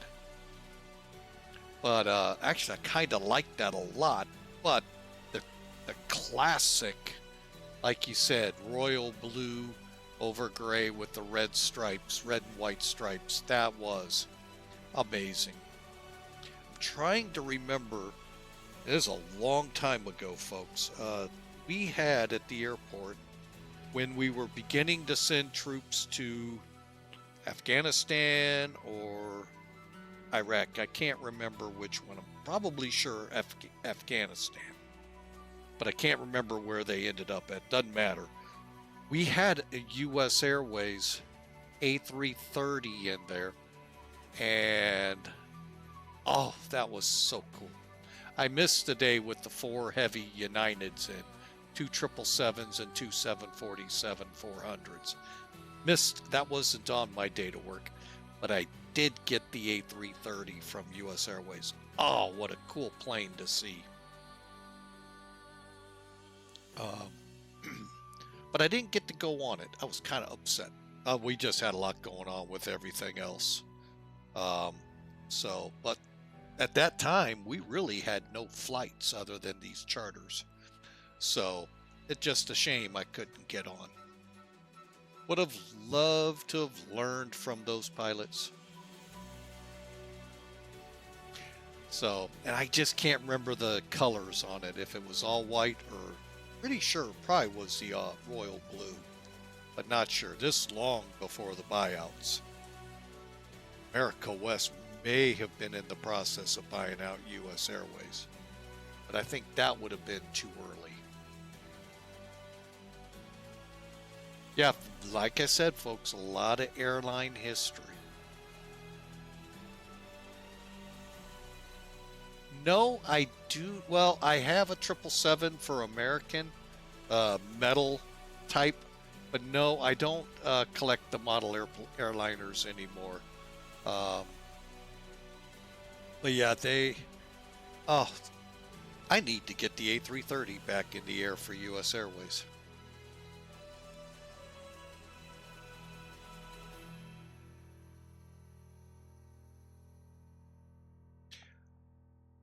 Yeah, that is, you're right. Those were really good colors. I even liked the, right when the airline formed with the three coming together, how that all worked out. The silver chrome aircraft for a few years until the dust settled and they finally came up with a good color scheme.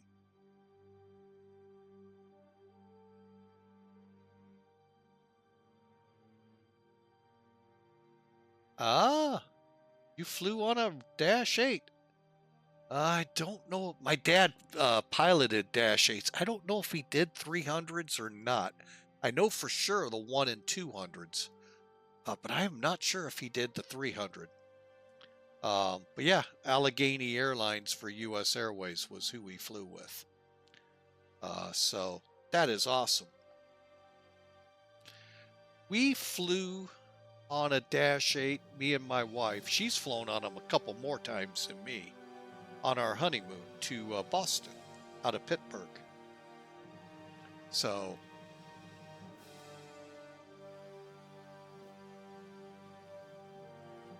oh yeah, there's a good chance. Well, it depends when, but up until like, holy mackerel, 2000 was when my dad gave up. Did they get the Q400? I can't remember,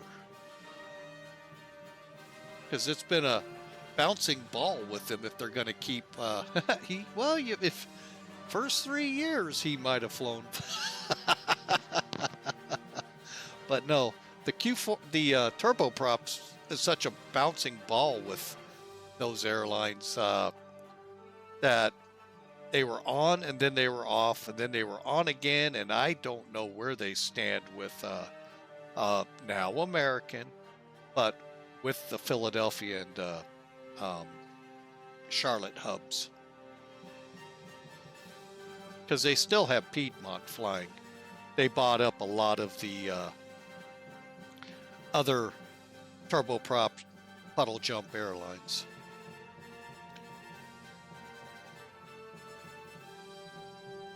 For US Airways / American. That is a nice plane, the CRJ 900. It's kind of like looking at it's kind of like looking at an A321, that long tube that just seems to go forever. The 900's the same way with the regionals.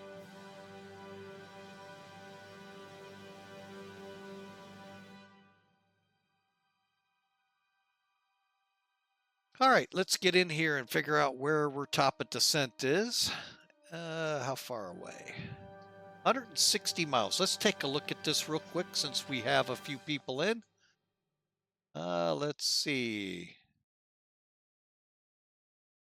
Well, SG Ken GTV, thanks for coming in. We appreciate you. Thanks for the first time chat. Yeah, those two, the 321 and the 757, are very similar, just the 57 ends up 300 being a little longer. All right, we're 40 minutes out. Let's take a look at this real quick so people can get a feel for what we're doing. Okay, we're flying the Chelsea 5 arrival. All runways can be used on this, and while it's an RNAV, yeah, I was going to say you could fly it conventionally, but no, you can't. All right, so we do have a D-ATIS. We could check it. We'll check it another way. Get rid of JFK here. And the airport's 750 feet above sea level. You do need DME, IRU, GPS, or GPS requirement on here. And this is turbojet only. Sorry, the regionals, well, the regional jets are allowed. Regional props, if they're still in and out of there, they got a different approach. Expected to send via clearance, landing direction north or south, and Charlotte approach will assign landing runway. Real quick check here, folks. Pretty sure there are no approaches up. Nope. There's a second plane. Where is it? Oh, it's over at La Palma. Headed over to Casablanca.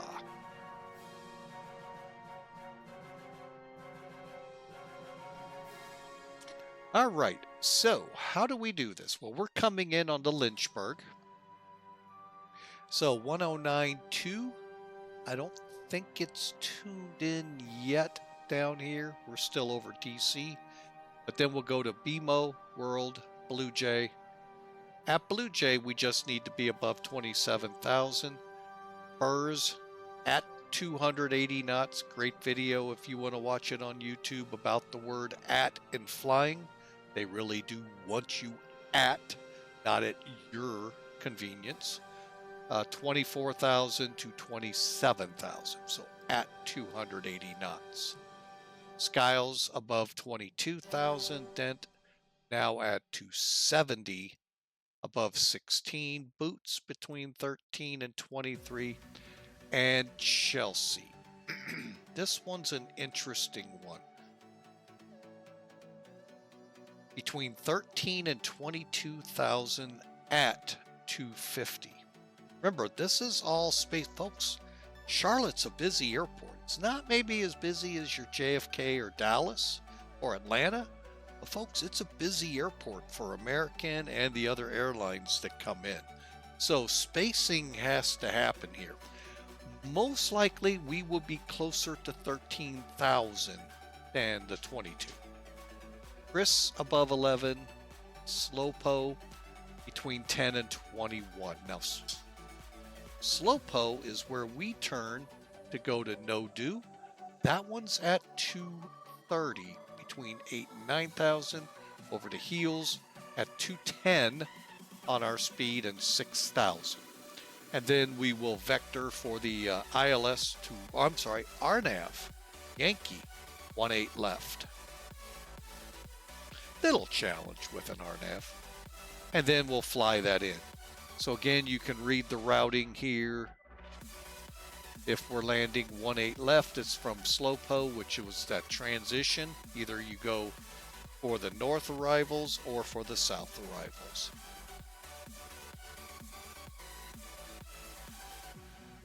All right, so let's look at 18 real quick left. Here's where it gets a little complicated, folks. All right, so we're going to work with our CTAF channel being 118.1. By the way, I did switch over, didn't I? I did not. Bad driver. 118.1. Okay. All right.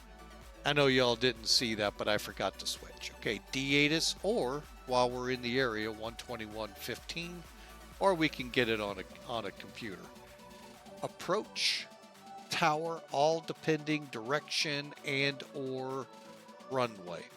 Same with ground. Are you on the east or west? It makes more sense when you see the airport chart. Here's the frequency that's automatically inputted into your McDo, along with a front course, final approach course of 183. Eagle will be at 2400 MSL or 1652 AGL. MSL, we all know, means above sea level, AGL above the ground. Not a huge difference here, folks. It's 748 feet roughly. But when you get into the higher altitude airports like Bogota, South America comes to mind real quick. But you could do Telluride, Aspen, these higher elevated airports. You really need to know the difference because that's when these numbers really split. By the way, METARs work above ground level. So any cloud limits above ground is what's in your METAR. So you got to make sure you get the right minimum. Speaking of minimums, 1,002 feet MSL, mean sea level, meaning above sea level, or 254 feet AGL. Which I'm pretty sure if you add these up with this, you'd be pretty close to this. 3,800 feet is our minimum safe altitude all the way around for 18 left. Okay, there's our missed approach to Locust, 4,000 feet. Some additional information. Route Cavi, Snack, Gilge, Weed, Smog, Simgig. I don't know how to say that, folks. Anyway, ZIMOG, then the runway.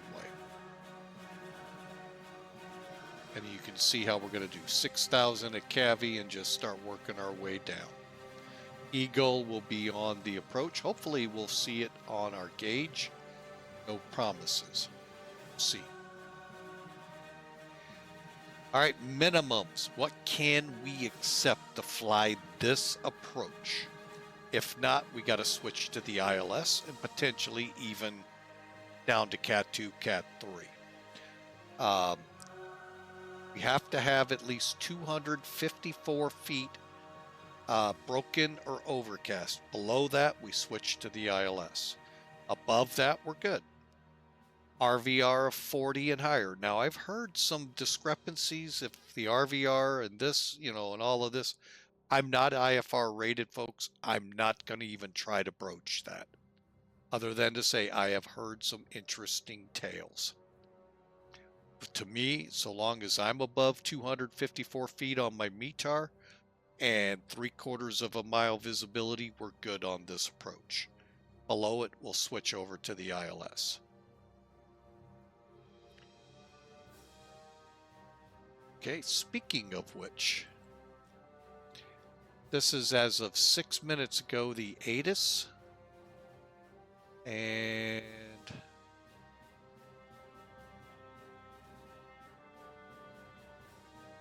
here's the arrival. Okay, so the winds are 120 at 4. Perfect. 10 miles visibility. That's a little bit more than 3/4. That's cool. Scattered level of clouds at 6,500 feet and a broken layer at 16,000. Yeah, we're way above minimums there, folks. We're good to come in. We're planning visual to 18 left, center, and right. 5 and 23 are closed. In the real world, these taxiways are closed, and so forth. Mowing is going on, which I don't think we'll see. That would really be cool. Hint, hint, explain.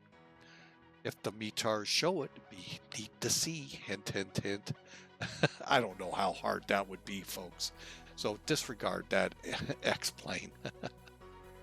And in the real world, it's Romeo as of 7 minutes ago.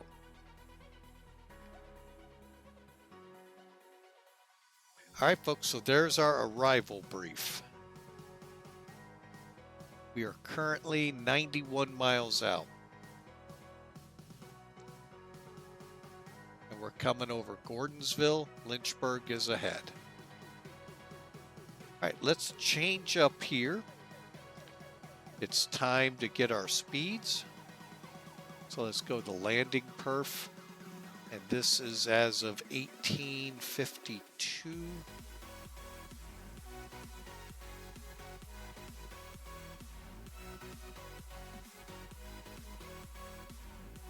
Okay, so it's over an hour old. All right, so currently, let me get the real world METAR.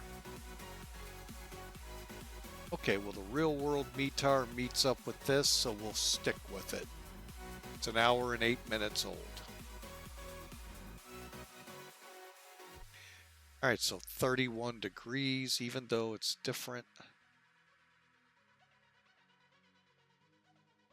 You know what? Let's go ahead and upgrade it. K4. Temperature showing 31:30:08. Runway should be dry. I don't have any friction codes in here. Anti-ice will not be needed. We'll be landing full flaps, air conditioning on. Now, it's an 8,700 foot runway, minus a foot. So, let's see what we get with low brakes. All right, so we're going to have, we need 5,000 feet, and we'll have a 700 feet at the end. Let's try medium. That gives us 3,500 feet. Now we could go to Southwest setting. Sorry, couldn't resist, folks. That is the setting, you know, that slams you into the seat in front of you when they land and throw it in full reverse thrust, full foot brakes, and leave skid marks all over the runway. Just kidding. Sorry, Southwest guys. Please do not hammer me. So there you go. We'll go ahead and go medium. We may clear 523 and then we'll come back. Good old Southwest.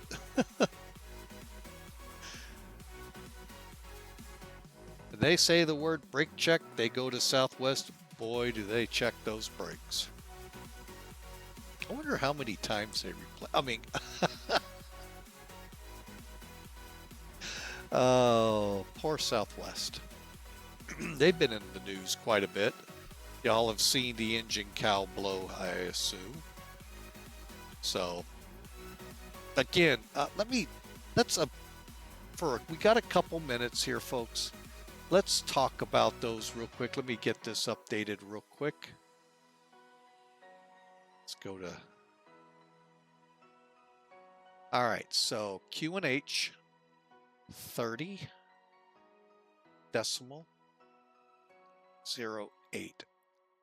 I really hope some people in the press hear me somehow, because they are having a frenzy most of the time at the wrong culprits. And then our minimums again, 1,002.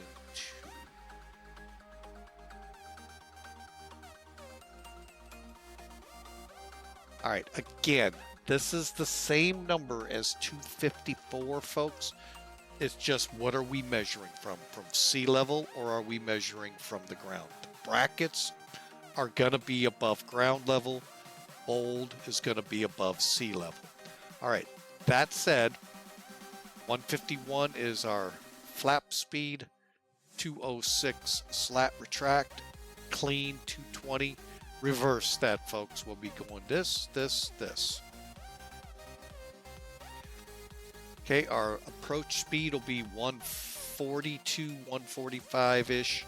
Landing speed, we're aiming for 137. Anyway, let's talk about this MAX issue. Yes, there is a safety issue with the plane that's being addressed. the door is a Boeing issue. Okay, that's a Boeing issue. Wheel falling off, um, reverse thrust cowls flying off, and some of the other stuff that they love to pounce on Boeing, those actually fall on the airline.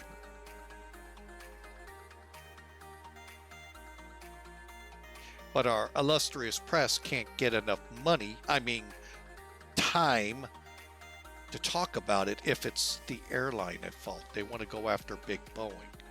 So just keep that in mind, folks. The tire that fell off the 777, that's United's problem.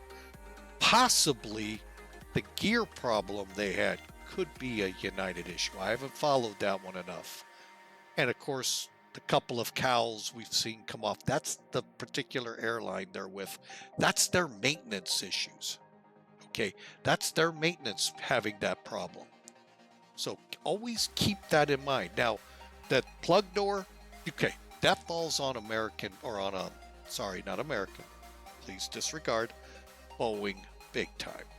And that's being addressed right now with the FAA, although I think the FAA needs to be addressed too, for oversight that they're supposed to provide, that again, falling short, along with Boeing's safety control.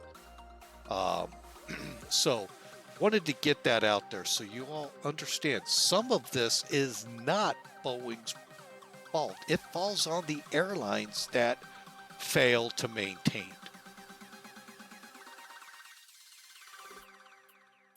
So always keep that in mind, folks.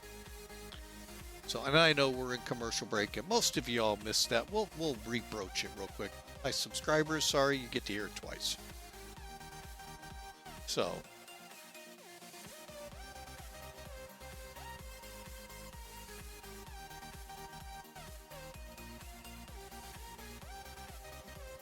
all right, according to my screen here, everybody should be coming back here within the next 10 to 15 seconds. So, I'm just going to wait for sure to see it on my laptop to make sure. But my final comments on this, folks, on this Boeing and what's going on with the aircraft lies mainly with the airlines. The tire falling off, the engine cowlings blowing off, and possibly, I don't know enough about it, the landing gear issue in Houston. That's all airline maintenance issues.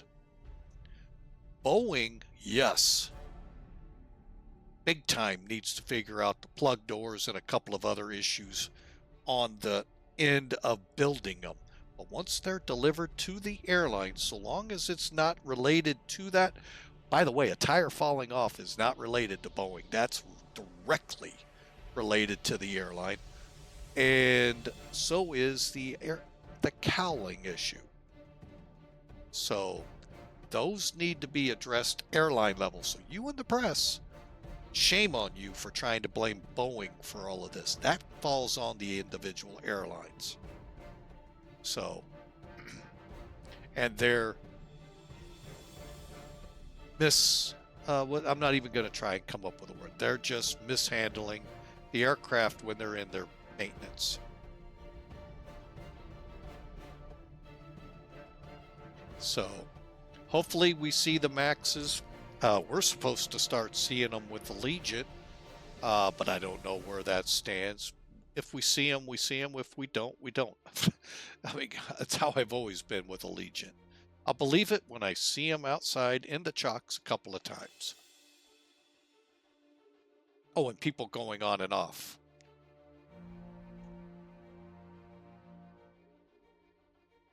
So I just wanted people to know that. It gets kind of old to watch the news. That's why a lot of times I just turn it off. Blaming because they don't have a clue. They're kind of like Washington. They don't know who to blame, so they blame the wrong people. They knee jerk. Had they completely investigated an incident, the so-called quote pilot shortage would have never happened. But they knee jerk because they got to look like they care. when they probably really didn't.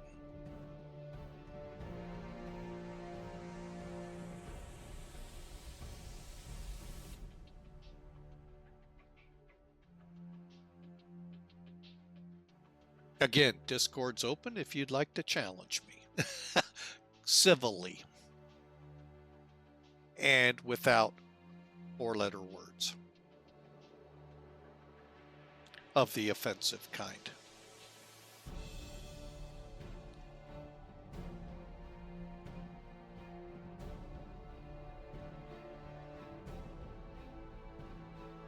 All right, top of descent, folks. Staring us down. Oh, where are we? Perf page. 12 miles. Let's go ahead, set for... Quickly. I'm going to set for 16,000.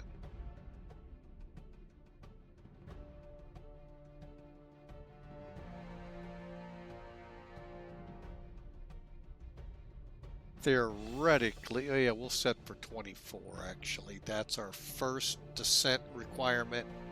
And that's at Burrs. And then we'll go from there. So let's start the descent. We will start with a managed descent. If need be, transition into open and head down there.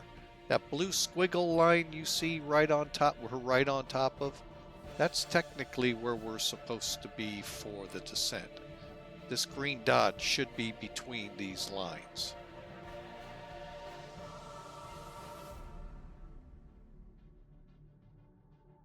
There it goes. Computer's trying to calculate where the best point is. But that's what that is when we reach this point, we should see the green dot right about there. Okay. One other thing, you'll notice on the McDo it says activate approach. I activate it when I have control of the speed, not the avionics. So otherwise you could slow to 150 and drag it all the way in, meaning you'll have to have flaps out.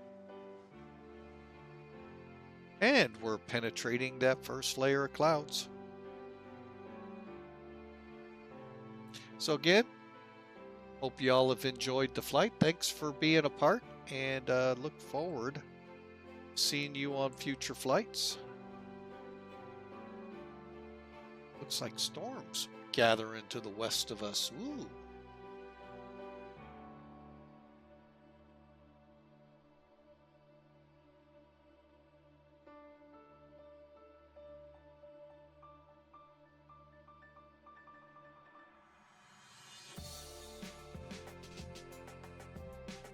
See how that looks out the windows. Sometimes that's a good effect.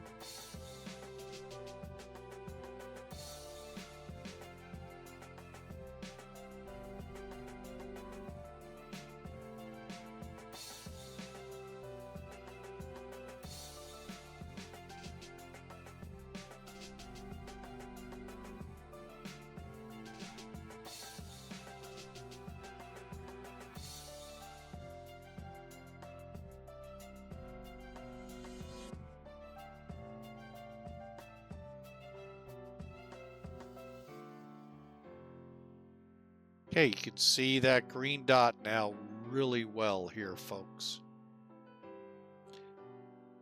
And you can see we've steepened our descent.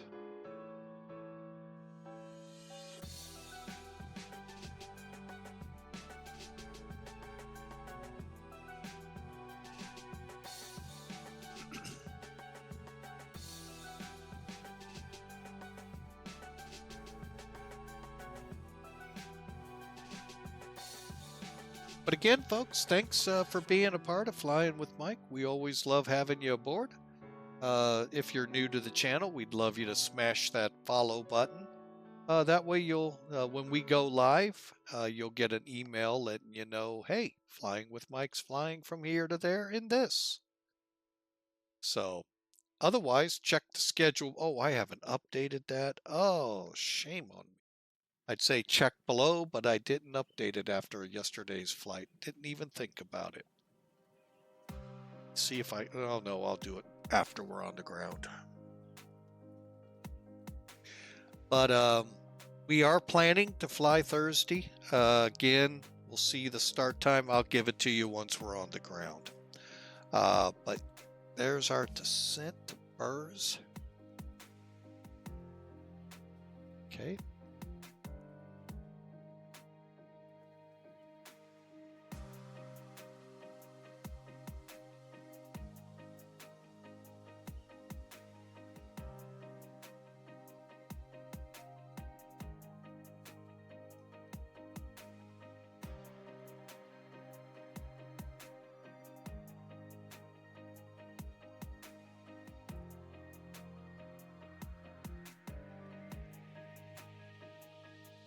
All right. We're doing a pretty good job on this descent.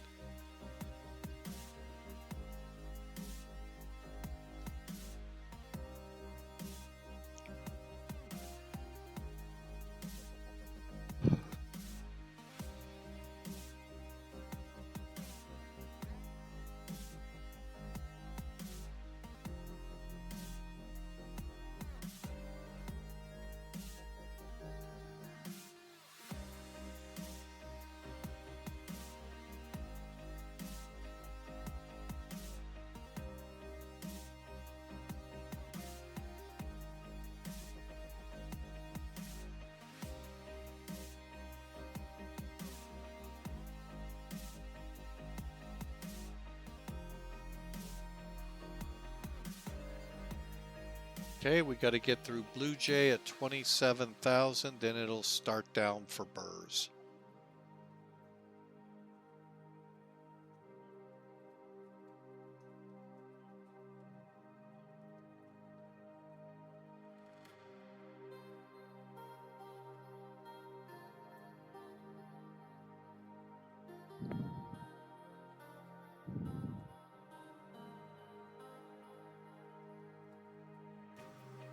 Kind of watching it here. We only have about 10 miles. I'm going to go ahead and extend it out to 16.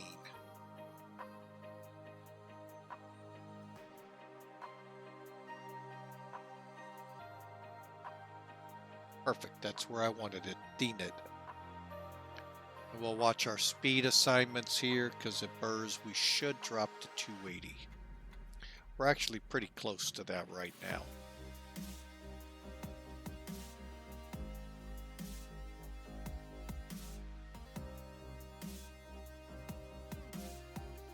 All right, folks, this hub-to-hub flight is just about over. We'll be into Charlotte in approximately 12 minutes. So, all right, let's get up here. I know I never let them out of their seats.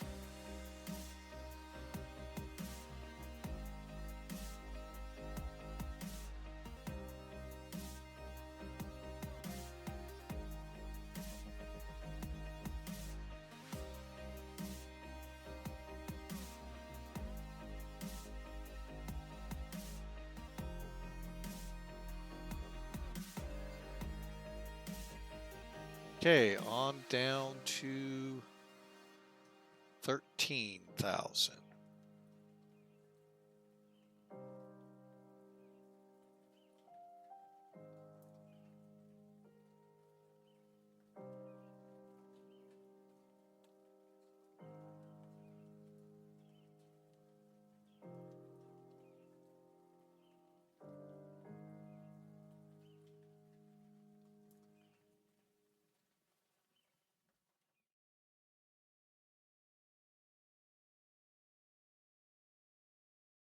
All right, let's get more of a sterile cockpit in here. We got the music paused. All right, so here we come, folks.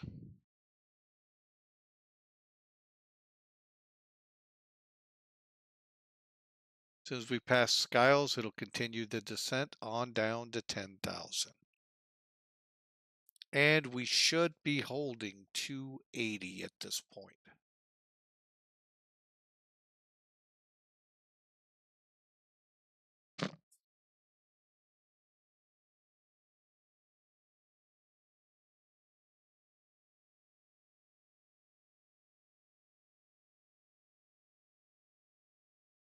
I don't know about you all, but I think we've been in the clouds quite a bit here.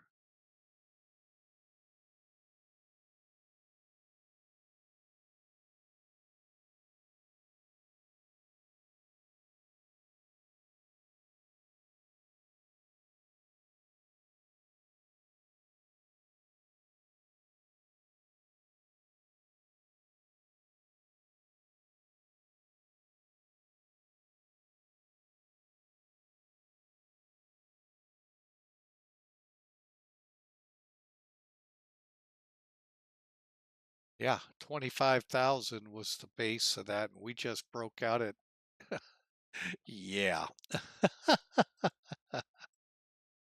All right. It is what it is.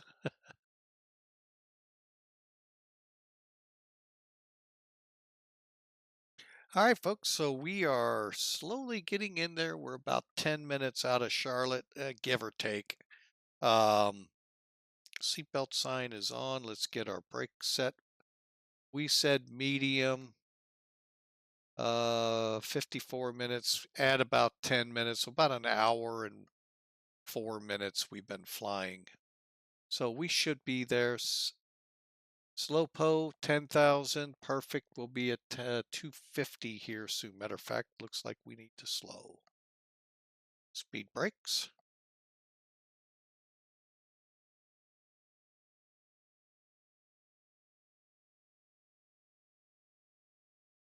All right. Let's see here. Descent, METARs, perf data. Oh, let's update our winds.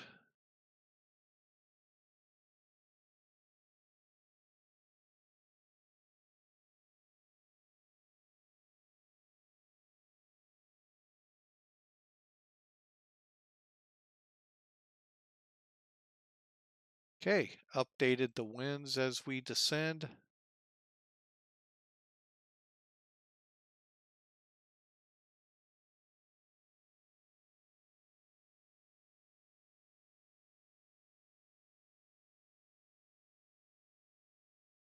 Okay, and we're hitting Denit at 16,000. We're right about 270, so we're all right. Here we go, folks. We're below the transition level. Let me get us set here for that. 3008.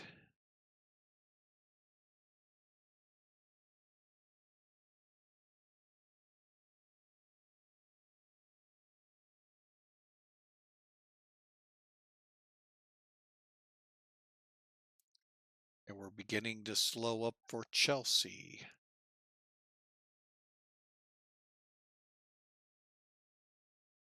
Okay, Boots is 13,000. Let me see here. I'm going to dial down. Radar looks good. How's our main looking? Good.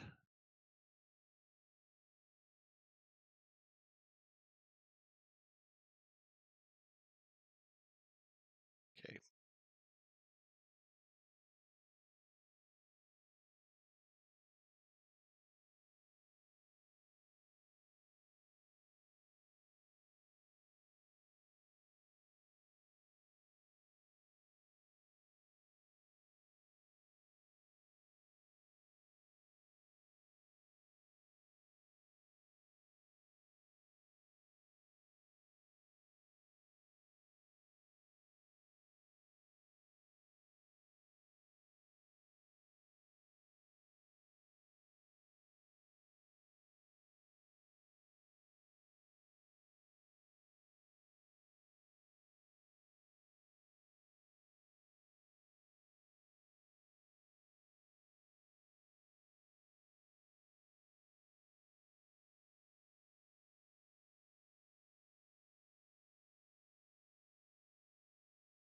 All right. We're coming across Chelsea, folks, at 10,000, and then we'll set for 6,000. Again, hope y'all have enjoyed the flight, and should be on the ground here in about 5-10 minutes.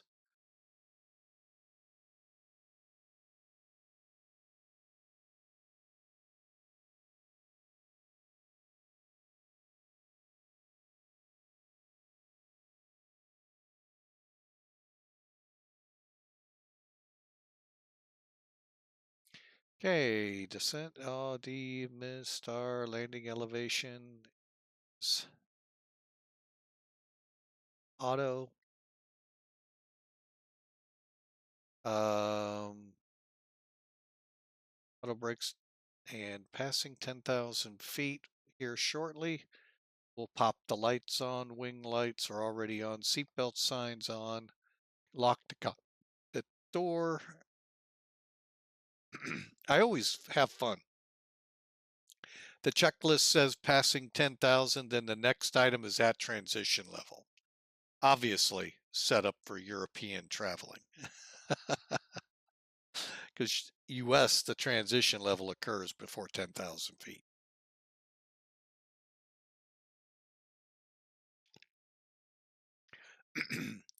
All right, flaps managed, speed managed, flaps set, we'll set PFD ILS.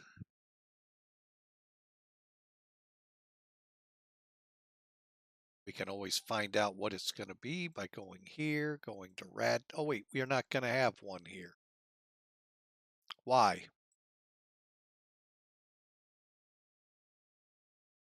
Curious if anyone's been listening. Anyone know why we won't have a frequency there?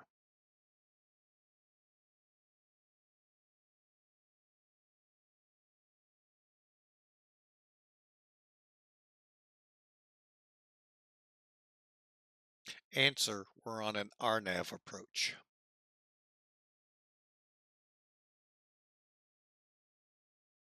Okay, we'll set for 6,000 now.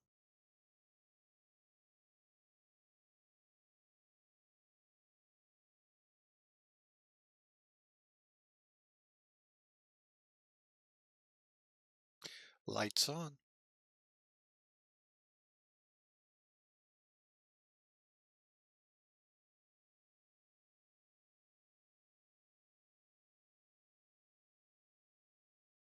One last check. Everything looks good. All right, that's Charlotte. In the distance, the airport's going to be in this general vicinity. We'll work our way over to it. So, folks, welcome again. Thank you so much for the hub to hub flight. I really do appreciate you being on board and, flying with us. What we got here, a 230 speed restriction coming up. Go ahead and take over.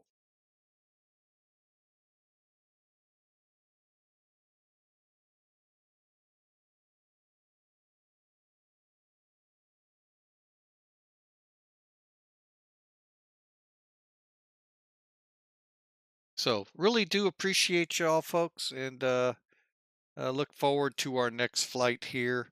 We'll kind of see how things are when we get on the ground. The reason for a little later than I like to on my actual full day off from work, had appointments to deal with in St. Louis. So as soon as I got home, we were able to start setting things up.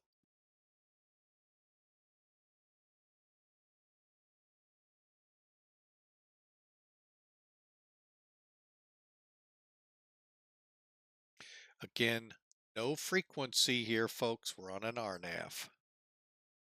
Okay, next is going to be 210, and we'll start deploying flaps here in a moment as we get over heels.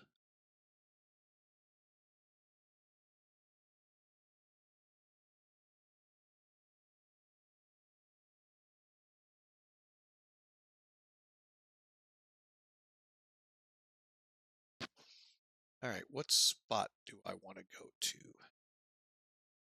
That's one thing that kind of bums me out, folks.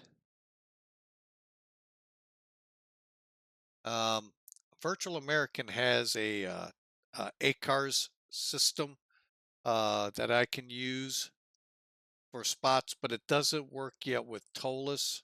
I don't know you know, what they have to do on the Toliss end. We're going to A6. Okay, let me get that pulled up here.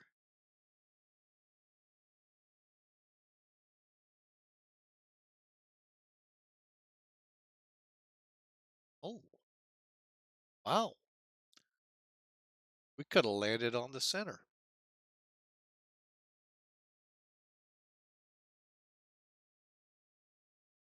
All right.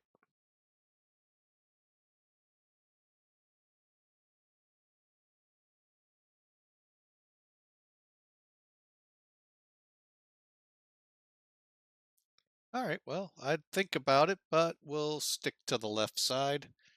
That stinks. Yeah, because we could have came in on 18 center and oh,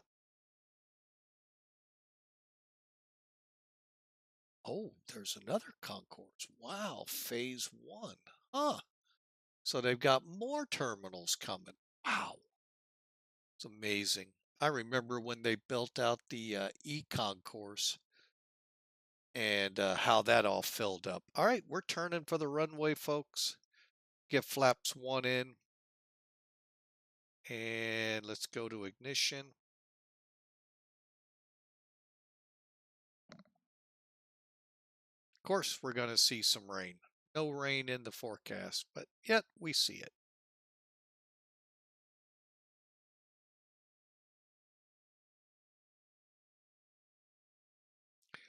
Now, whether or not we'll actually get the proper setup here is yet to be determined, but we'll see.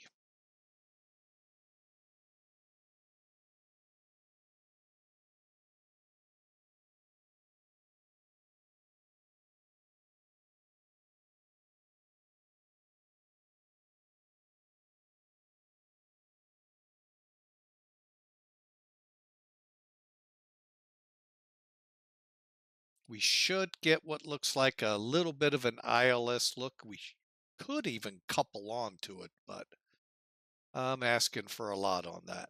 All right, let's go ahead. Cavi is 16 miles out. So we'll hold at 210, but we're going to come onto it and we'll begin to slow to 160 and then to 143.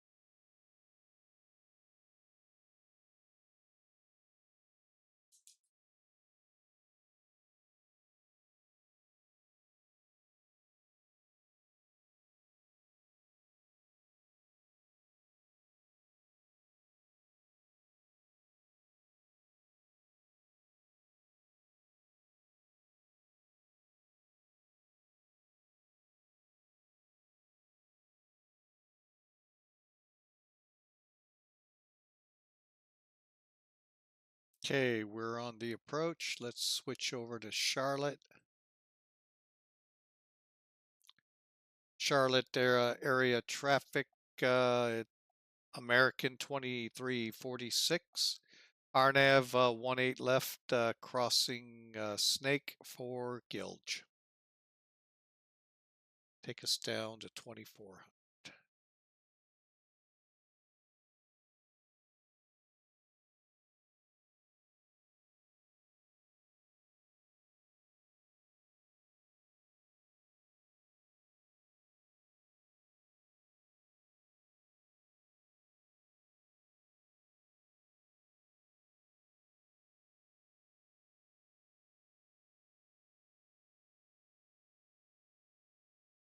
I do believe I may actually have the runway.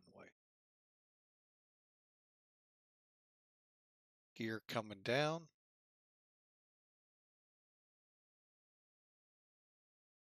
I do. Plane's gonna be mine.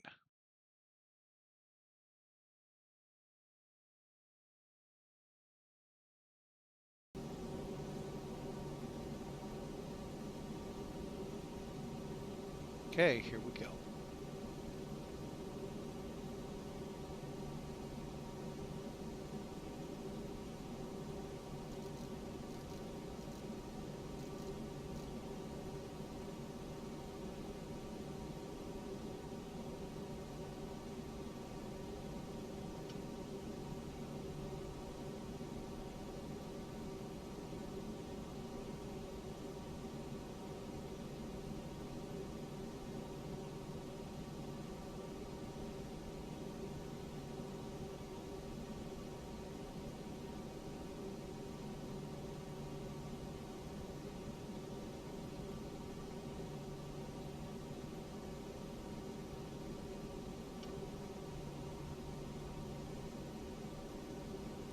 Charlotte traffic American 2346 final for 18 left.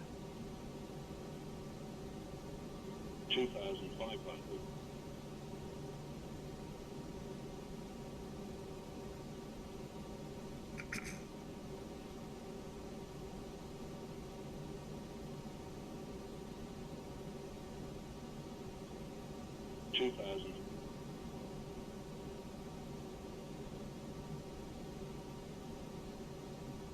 Okay, initial approach Big Eagle. We're at 2,400 feet on the glide slope.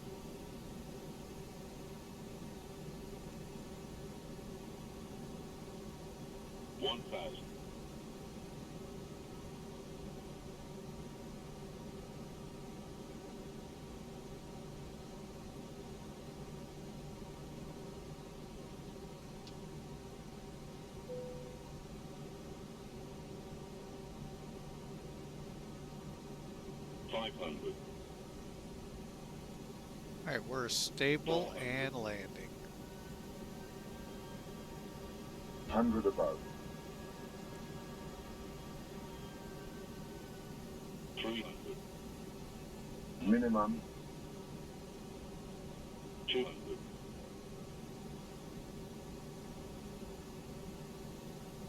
100. 50. 40. 30. 20. retard. 10. Drive.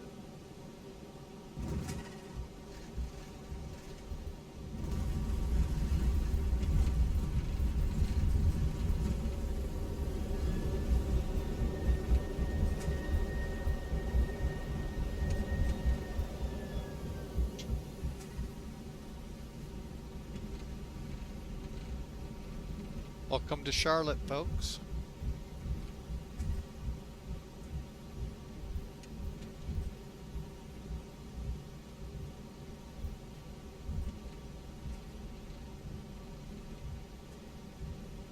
Charlotte area traffic, American 2436 clear of 18 left, taxi to gate A6.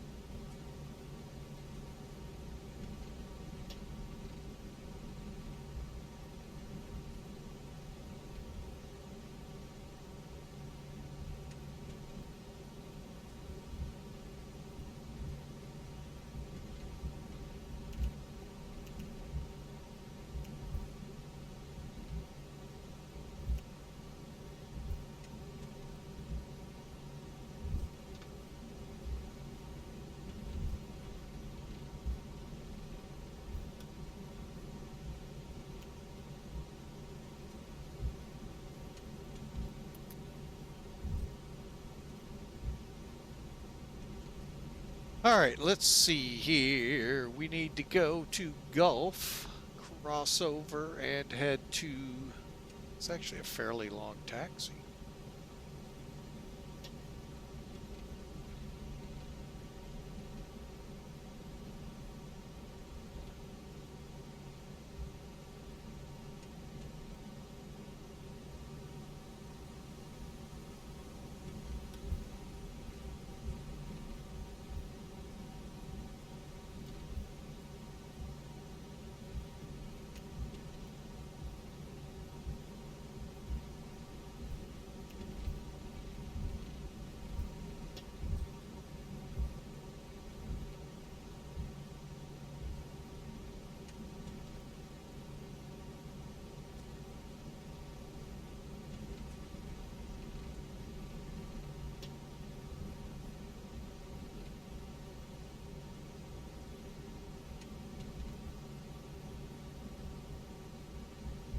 Hey, you're going to see, this is why I wished we kind of would have set up for the center. I didn't think to look at where we were headed. But yeah, we're going way past the West Hard stands, past the B to the what used to be the other airlines, but I guess American now has taken over many of those.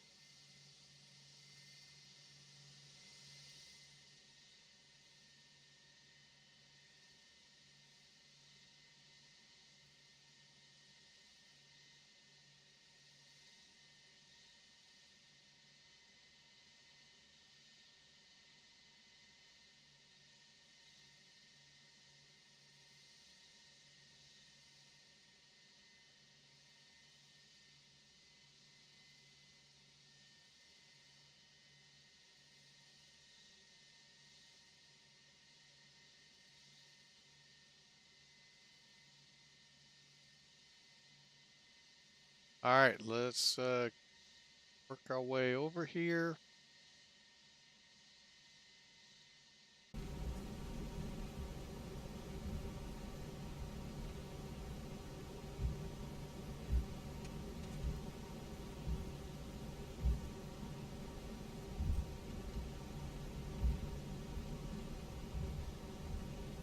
I actually don't know how they would really get to this from 18 left.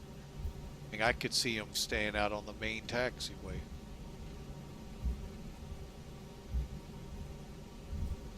All right, terrain radar off. Let's go ahead and start the APU.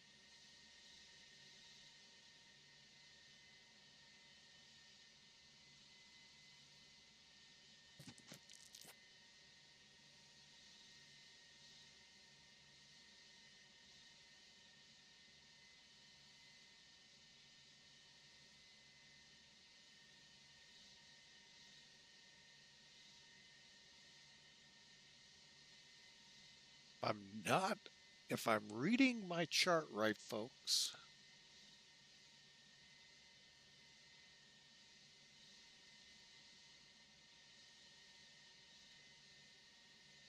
I think the one right in front of us should be A6.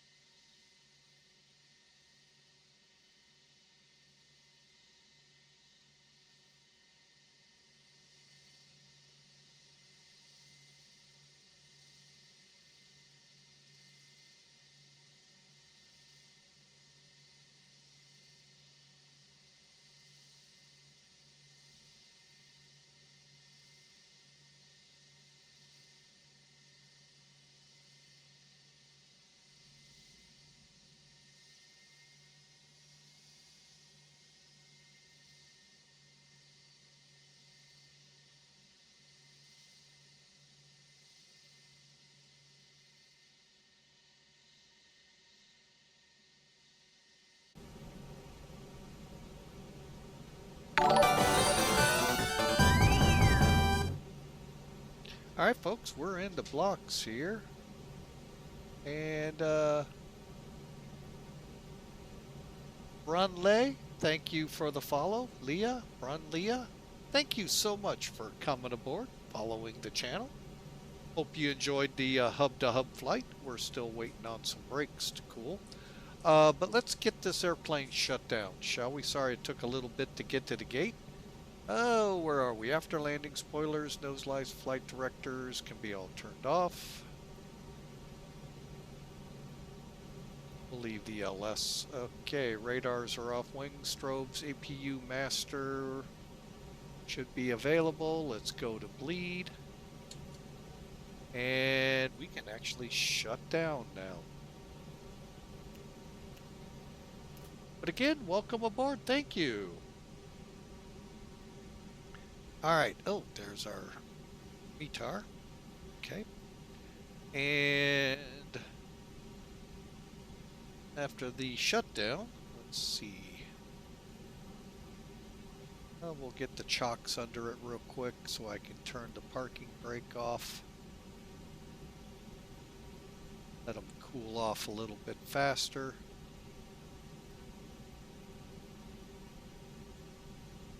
And jetway. All right, welcome to Charlotte, folks.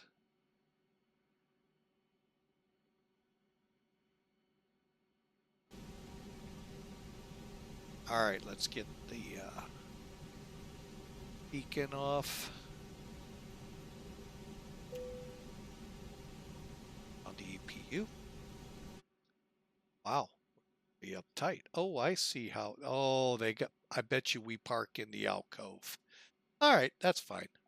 But anyway, hey, there you go, folks. Stand Up to Cancer is sitting in, and here comes the animated vehicles. When you're in auto, this is what happens, folks. They'll come in one at a time, and then they'll open the door.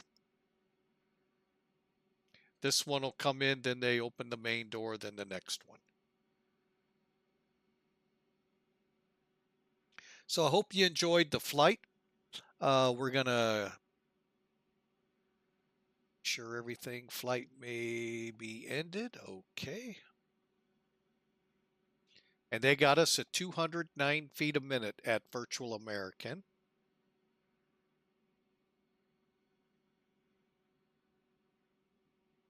I'm going to head over to the site, make sure anything else was added to it.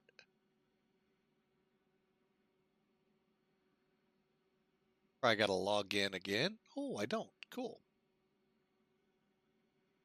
All right. Come on. There we go. 209 feet a minute. 187 packs. Looks like we did pretty good here. Safe landing. Got 20 extra points for the 1 to 2 hour flight, and good deal. All right, so everything looks good with them. And you can see now everything is doing what it's supposed to be. Folks, what a great time this flight was. Hope you enjoyed, because I sure did. All right, so let's bring in Sim Toolkit here to wrap up this flight. Oh, where are you down here? There you are. So they recorded us at 333. Okay. And you can see in the VATSIM world, storms approaching, and VATSIM Center is up for Atlanta. Just got to complete the flight. And there it is. All right, let's take a look at it. Okay, here's the flight again. Just flew it. Get some details. Okay, it was an hour and 44-minute flight at 470 miles. We burned 4,100 kilograms of fuel.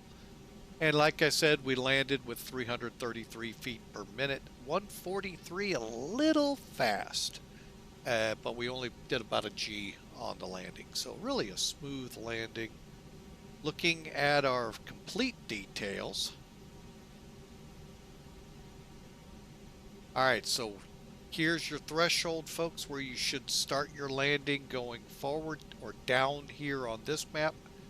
By the way, to let you all see, give you an idea. When I first started flying into Charlotte, they had just finished here. They had this one on. Now they're adding out this way. Wow. A lot of traffic, like I said. US Airways was here, the other airlines here. I'm sorry, US Airways also had this one too. And of course, their puddle jumpers over here. So simply amazing how this airport's grown. So our landing was here, which was 1,550 feet down the runway, 2 feet off the center line. That's always good to see, especially with a crosswind on a 8,700 foot runway. Oh, they have C-17s now here instead of the MAFE C-130s. Wow, didn't know that. All right, so really overall a great, but you can see your metrics here, folks, can really help you out.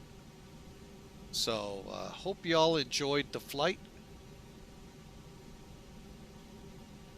All right, so if you will give me a second here.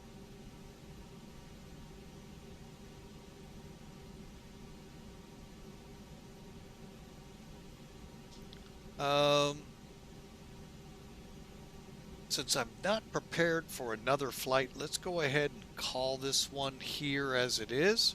I was thinking about another one, but I really don't have one in mind. So let's clear everything away from the plane. Do it the easy way.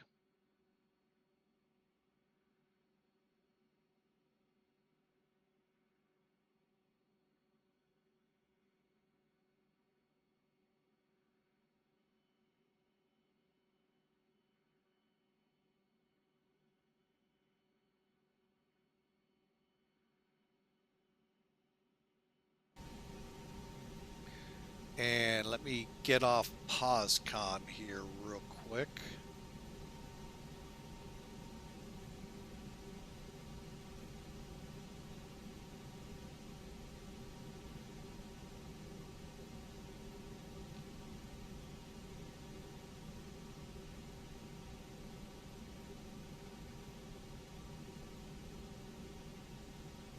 All right. Reason being, it ghosts you. If you're on VATSIM and you don't log off, it logs you off. So I saved the trouble. All right, so we're ready to give this a try. Actually, it's not going to work.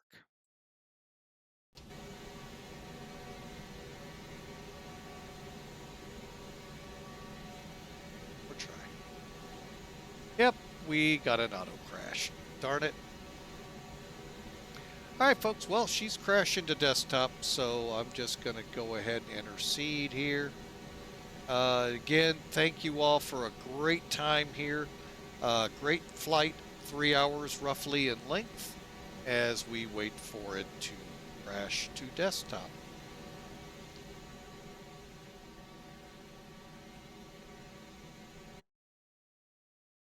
And there it went.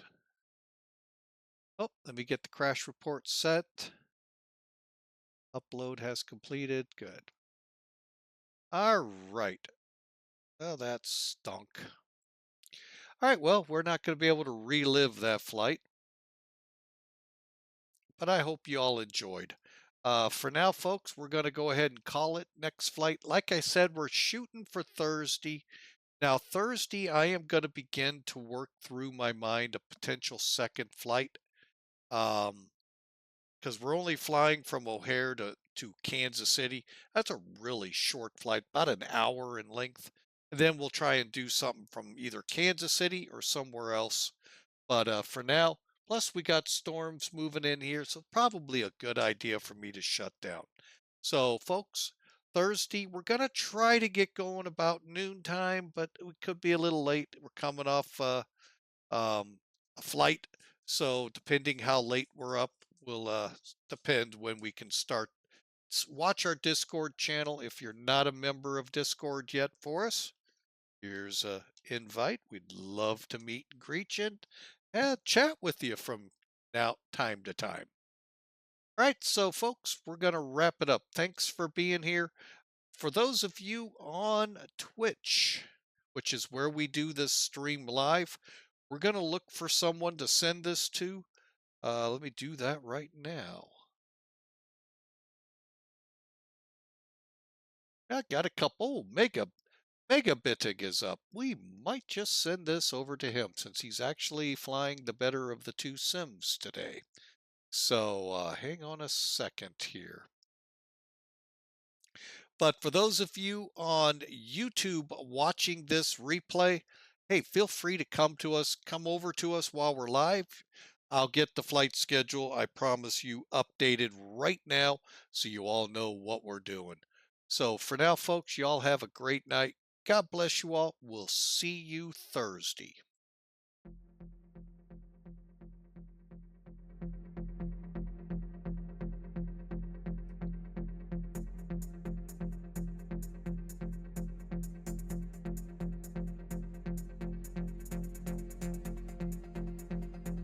And for those curious, it looks like Megabittig is flying the classic 747 from Fearless. See you Thursday.